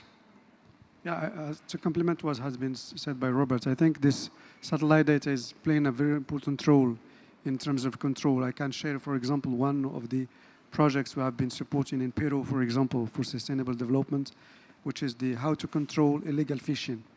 So by using satellite data, it was enabled to reduce by more than 60% the illegal activities in terms of fishing in the territories of Peru, for example. And this kind of examples can be multiplied. Satellite data is now used to control deforestation in Amazon, for example, providing a daily basis control to know where activities are conducted, what is the amount of deforestation, for example. So all the sectors now, satellite data is providing a very powerful tool and a very timely tool also to monitor on quasi real time the activities.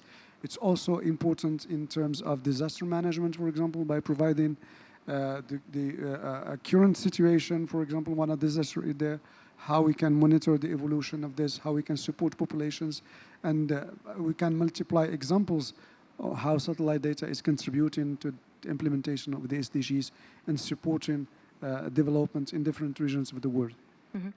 Okay, so with this in mind, what are the barriers or what are the actual, challenges of satellite-based data that you are now experiencing, because you were talking about the positive impact of satellite data, but maybe there is something that can be also improved in the future. So can you maybe elaborate on that briefly?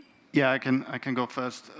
So it's, and I think it was on your presentation, Dries, there's enormous amount of data.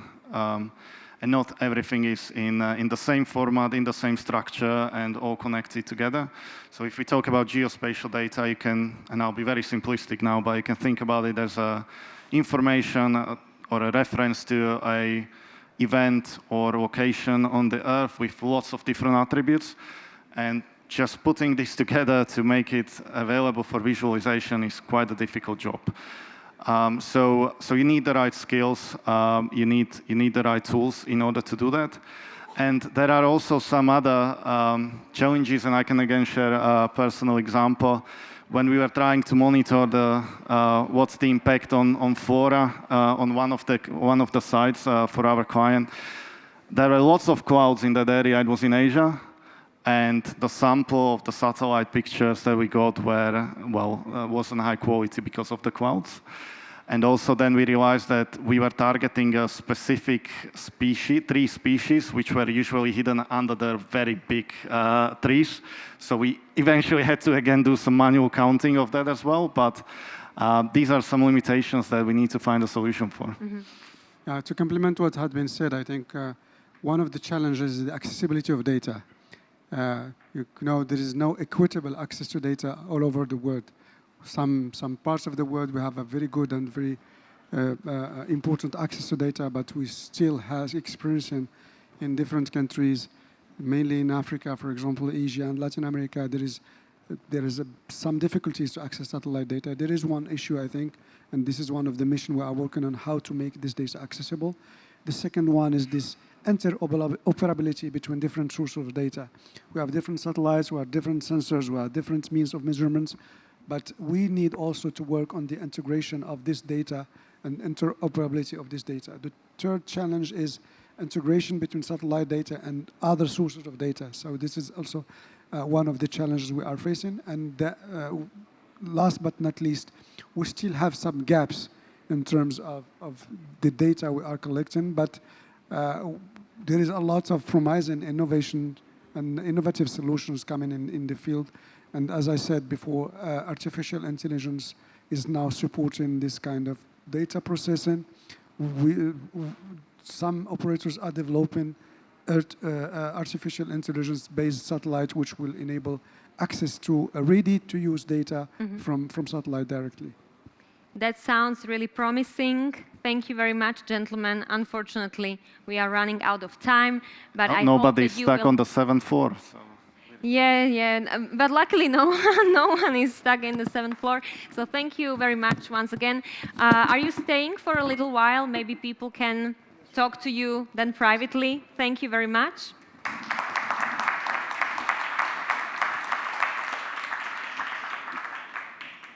And we are ready, thank you, to start our next activity, the roundtables.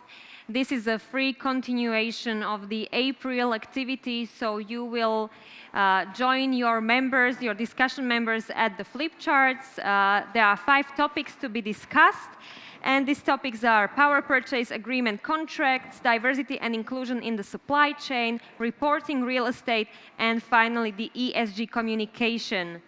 After these activities, we will have a little break, and then I am inviting the registered members to the premiere of the documentary film Beyond Zero, which will take place in Jurkovičova tepláreň. And there is also another workshop on the 8th floor, but I'm sure that it started in the meantime. So enjoy your activities and coffee break, and we will meet again. And the rest of us will then go to Jurkovičova tepláreň for the premiere of the film Beyond Zero. Thank you.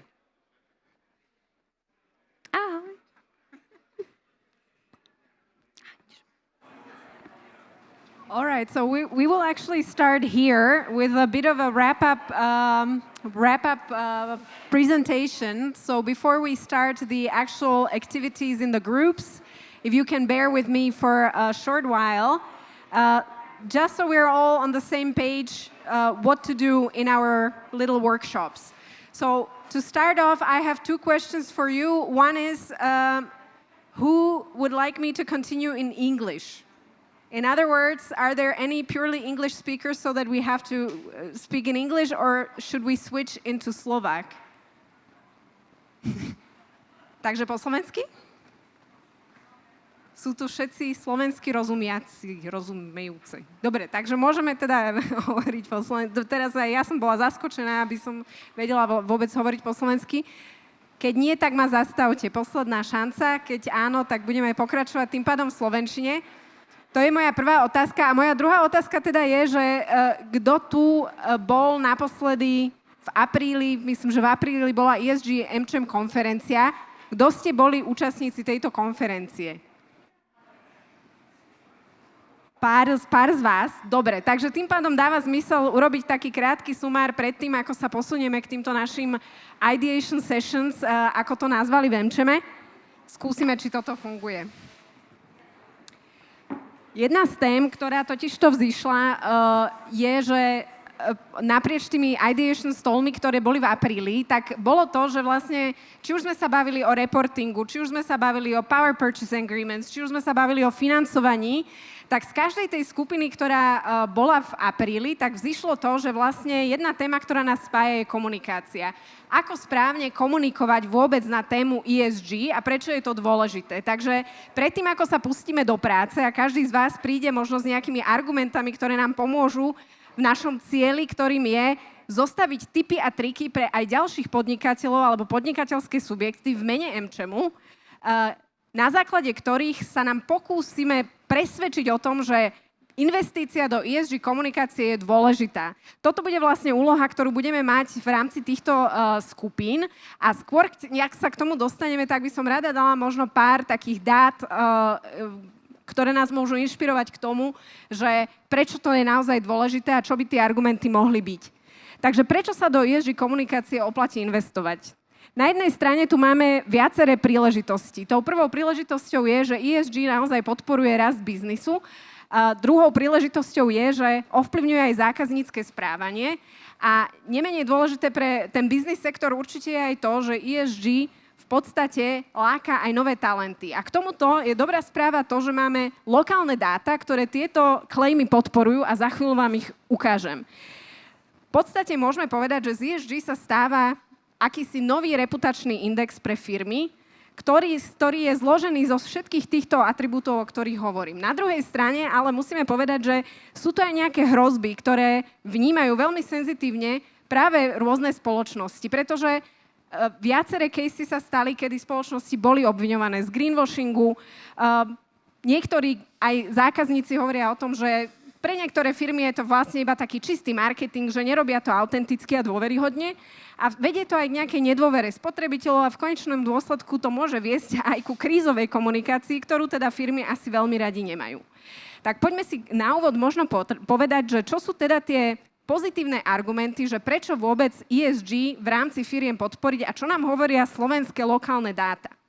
V prvom rade nám hovoria to, že spotrebiteľom, zákazníkom na tej téme ESG naozaj záleží. Prečo je to tak? Tu vidíte veľmi vysoké číslo, 65% respondentov prieskumu, ktorý sme robili v marci tohto roka spolu s MN4 za Slovenskou akadémiou vied v rámci Ako sa máte Slovensko hovorí, že by chceli od firiem, aby transparentne zverejňovali aktivity, ktoré majú vplyv na životné prostredie alebo nejakým spôsobom sociálny vplyv, teda aktivity, ktoré zapadajú do ESG kontextu. A zároveň ale spoločnosť vidíme, že je rozdelená, pretože keď sme sa pýtali, tak polovica ľudí vlastne nám povedala, že viete čo, my si myslíme, že firmy sa tomu venujú dostatočne, a polovica druhá povedala, že nie, nemyslíme si to, myslíme si, že väčšia pozornosť by tomu mala byť venovaná. No a z toho nám vyplýva aj ďalšie zaujímavé číslo, opäť je to 65% ľudí, ale tu na 65% respondentov povedalo, že my si myslíme, že keď to firmy robia a zverejňujú tie aktivity s tým environmentálnym a spoločenským dopadom, tak vlastne je to pre nich len taká marketingová aktivita. Ale keď sa pozriete na to, že kto z tých respondentov konkrétne to hovoril, tak skôr s tým súhlasia mladí ľudia, 18 až 29 roční, alebo ľudia, ktorí majú 50 plus rokov. Tí, ktorí s tým skôr nesúhlasia, sú ľudia v produktívnom veku, respektíve teda veku 30 až 49 rokov. A čo nám z toho teda vyplýva je, že naozaj tí ľudia, ktorí majú viac informácií o tom, ako firmy fungujú, ktorí sú možno zamestnaní v tých firmách, ktorí poznajú ten kontext takýchto typov aktivít firiem, tak tí vlastne tomu lepšie rozumejú a tí majú aj dopyt po tých ESG komunikačných službách. Čo je veľmi dôležité pre firmy a myslím si, že je to jeden z ďalších dôvodov, o ktorých budeme diskutovať v našich skupinkách, je, že ono to naozaj reálne zákazníci začínajú vyžadovať. To správanie značiek ovplyvňuje zákaznícke správanie. 56% mladých ľudí vo veku 18 až 29 rokov hovorí, že preferujú značky, ktoré nejakým spôsobom sa zaviazali k tomu environmentálnemu a spoločenskému dopadu. A 74% ľudí s vyšším vzdelaním dokonca hovorí, že je ochotná viac si zaplatiť za produkty, ktoré sú labelované ako ekologicky alebo spoločensky zodpovedné. No a v neposlednom rade, ako som hovorila na začiatku, ďalší veľký pool argumentov, na ktoré sa môžeme pozrieť v rámci tých našich skupiniek je, ako to nejakým spôsobom ovplyvňuje zamestnanosť. A dneska vidíme, že naozaj aj na Slovensku 49% ľudí hovorí, že preferuje firmy, čo sa týka nejakého nového jobu, ak hľadajú job, ktoré majú takýto typ aktivít, ktoré majú záväzky udržateľnosti a spoločenskej zodpovednosti. Na druhej strane sme tu mali však aj nejaké hrozby, o ktorých som hovorila.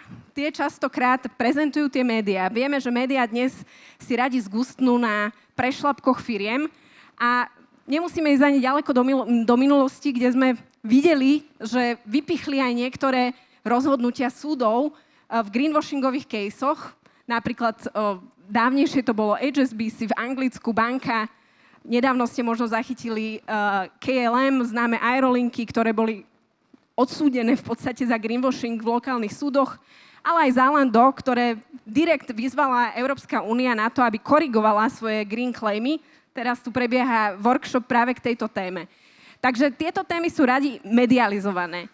Ale čo chcem dneska povedať je, že naozaj nemusí byť každá značka tou známou Patagóniou, ktorú určite máme viacerí radi na to, aby ste to dokázali a aby ste do tej ESG komunikácie a do tej zelenej komunikácie investovali.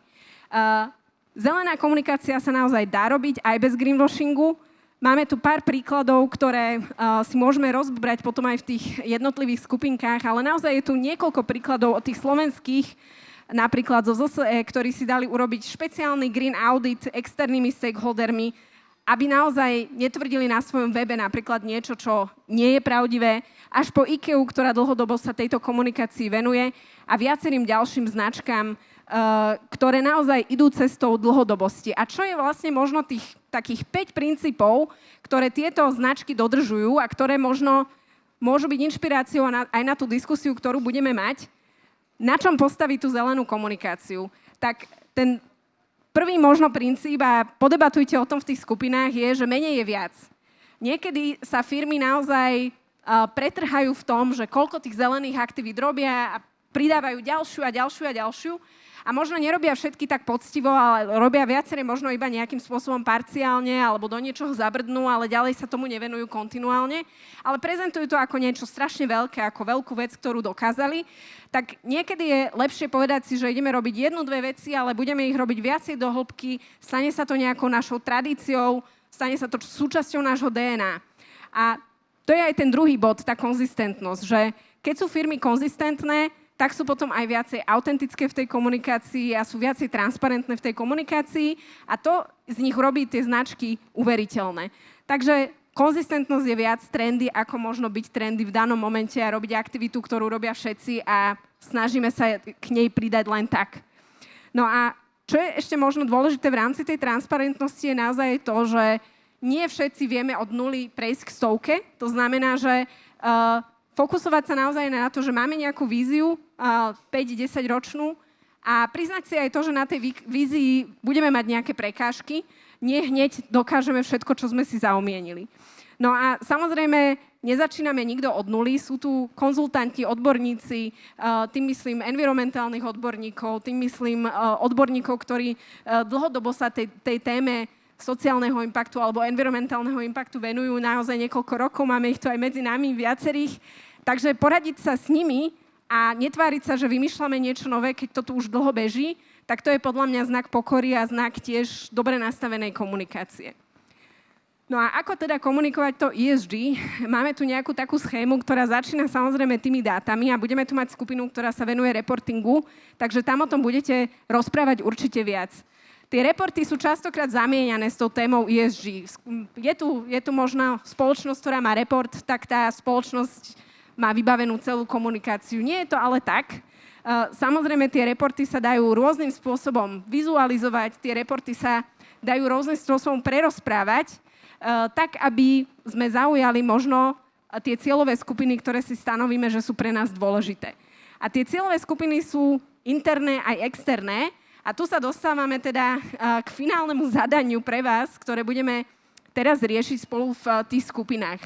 Ako komunikovať ESG, alebo inými slovami, ako chceme presvedčiť tých našich stakeholderov, tých našich partnerov o tom, že ESG komunikácia je dôležitá. A rozdielili sme to na také 4 úrovne. 2 sú interné, to znamená, že budeme diskutovať o tom, že čo vám ako firmám pomohlo, tí, ktorí to už robíte, alebo si myslíte, že by pomohlo, na to, aby ste presvedčili svoje vedenie, svoj manažment, svojho CEO, CFO alebo kohokoľvek, že investícia do ESG je dôležitá a takisto investícia do tej ESG komunikácie. Druhá skupina sú zamestnanci, pretože tá interná komunikácia musí byť vždycky v súlade s tým, že zamestnanci rozumejú, že prečo to ESG je dôležité, že rozumejú, čo tá spoločnosť konkrétne robí preto, aby to ESG fungovalo. No a potom samozrejme sú to dve cieľové skupiny externé. To znamená, sú to nejakí naši business partneri alebo stakeholdery podľa toho, akom segmente robíme. No ale samozrejme potom v konečnom dôsledku aj tí spotrebitelia a tá verejnosť. Takže teraz budeme diskutovať v tých 5 stoloch. Vy ste sa na ne zapísali, takže kľudne choďte k tomu stolu, ktorý ste si vybrali, alebo si ho vyberte teraz na novo. A úloha pre vás je porozprávať sa s vašimi kolegami a v rámci toho tabla o tom, že ako presvedčiť cieľové skupiny o dôležitosti ESG. To znamená, každý sa budete sústrediť na tú svoju danú tému, či už je to reporting, či už je to financovanie, či už je to zelená energia a podobne. Sústrediť sa na tú tému a skúsiť si to rozbiť do týchto kategórií. Čo vám možno, budeme veľmi radi, ak budete zdieľať vaše best practices aj z vašich firiem, čo vám možno pomohlo ovplyvniť to rozhodovanie v tých cieľových skupinách o tom, že sa investovalo do tej ESG komunikácie, reportingu a podobne.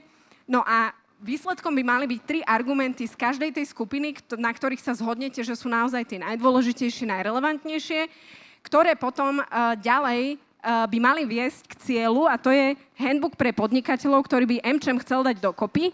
Čiže budeme dávať nejaké tipy a triky pre podnikateľov aj mimo tejto miestnosti za AmCham dokopy v rámci ESG Committee.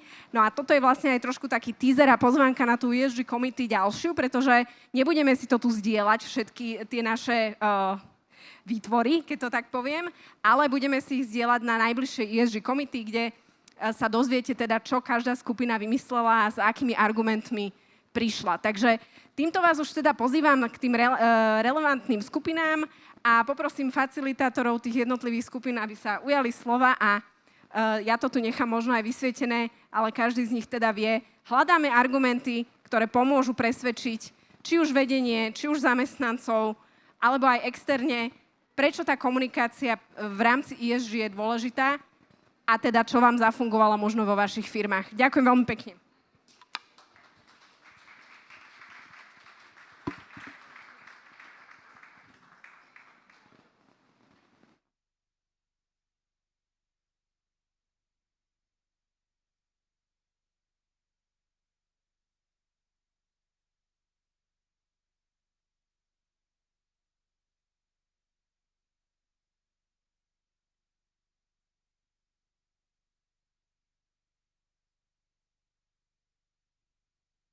Ešte len poviem, bola tu otázka na premietanie filmu, čiže máme cca 30-35 minút teraz na tú diskusiu v skupinách a potom vlastne to premietanie by stále malo byť o tej 15:00, takže to asi stíhame, akurát pol hoďka.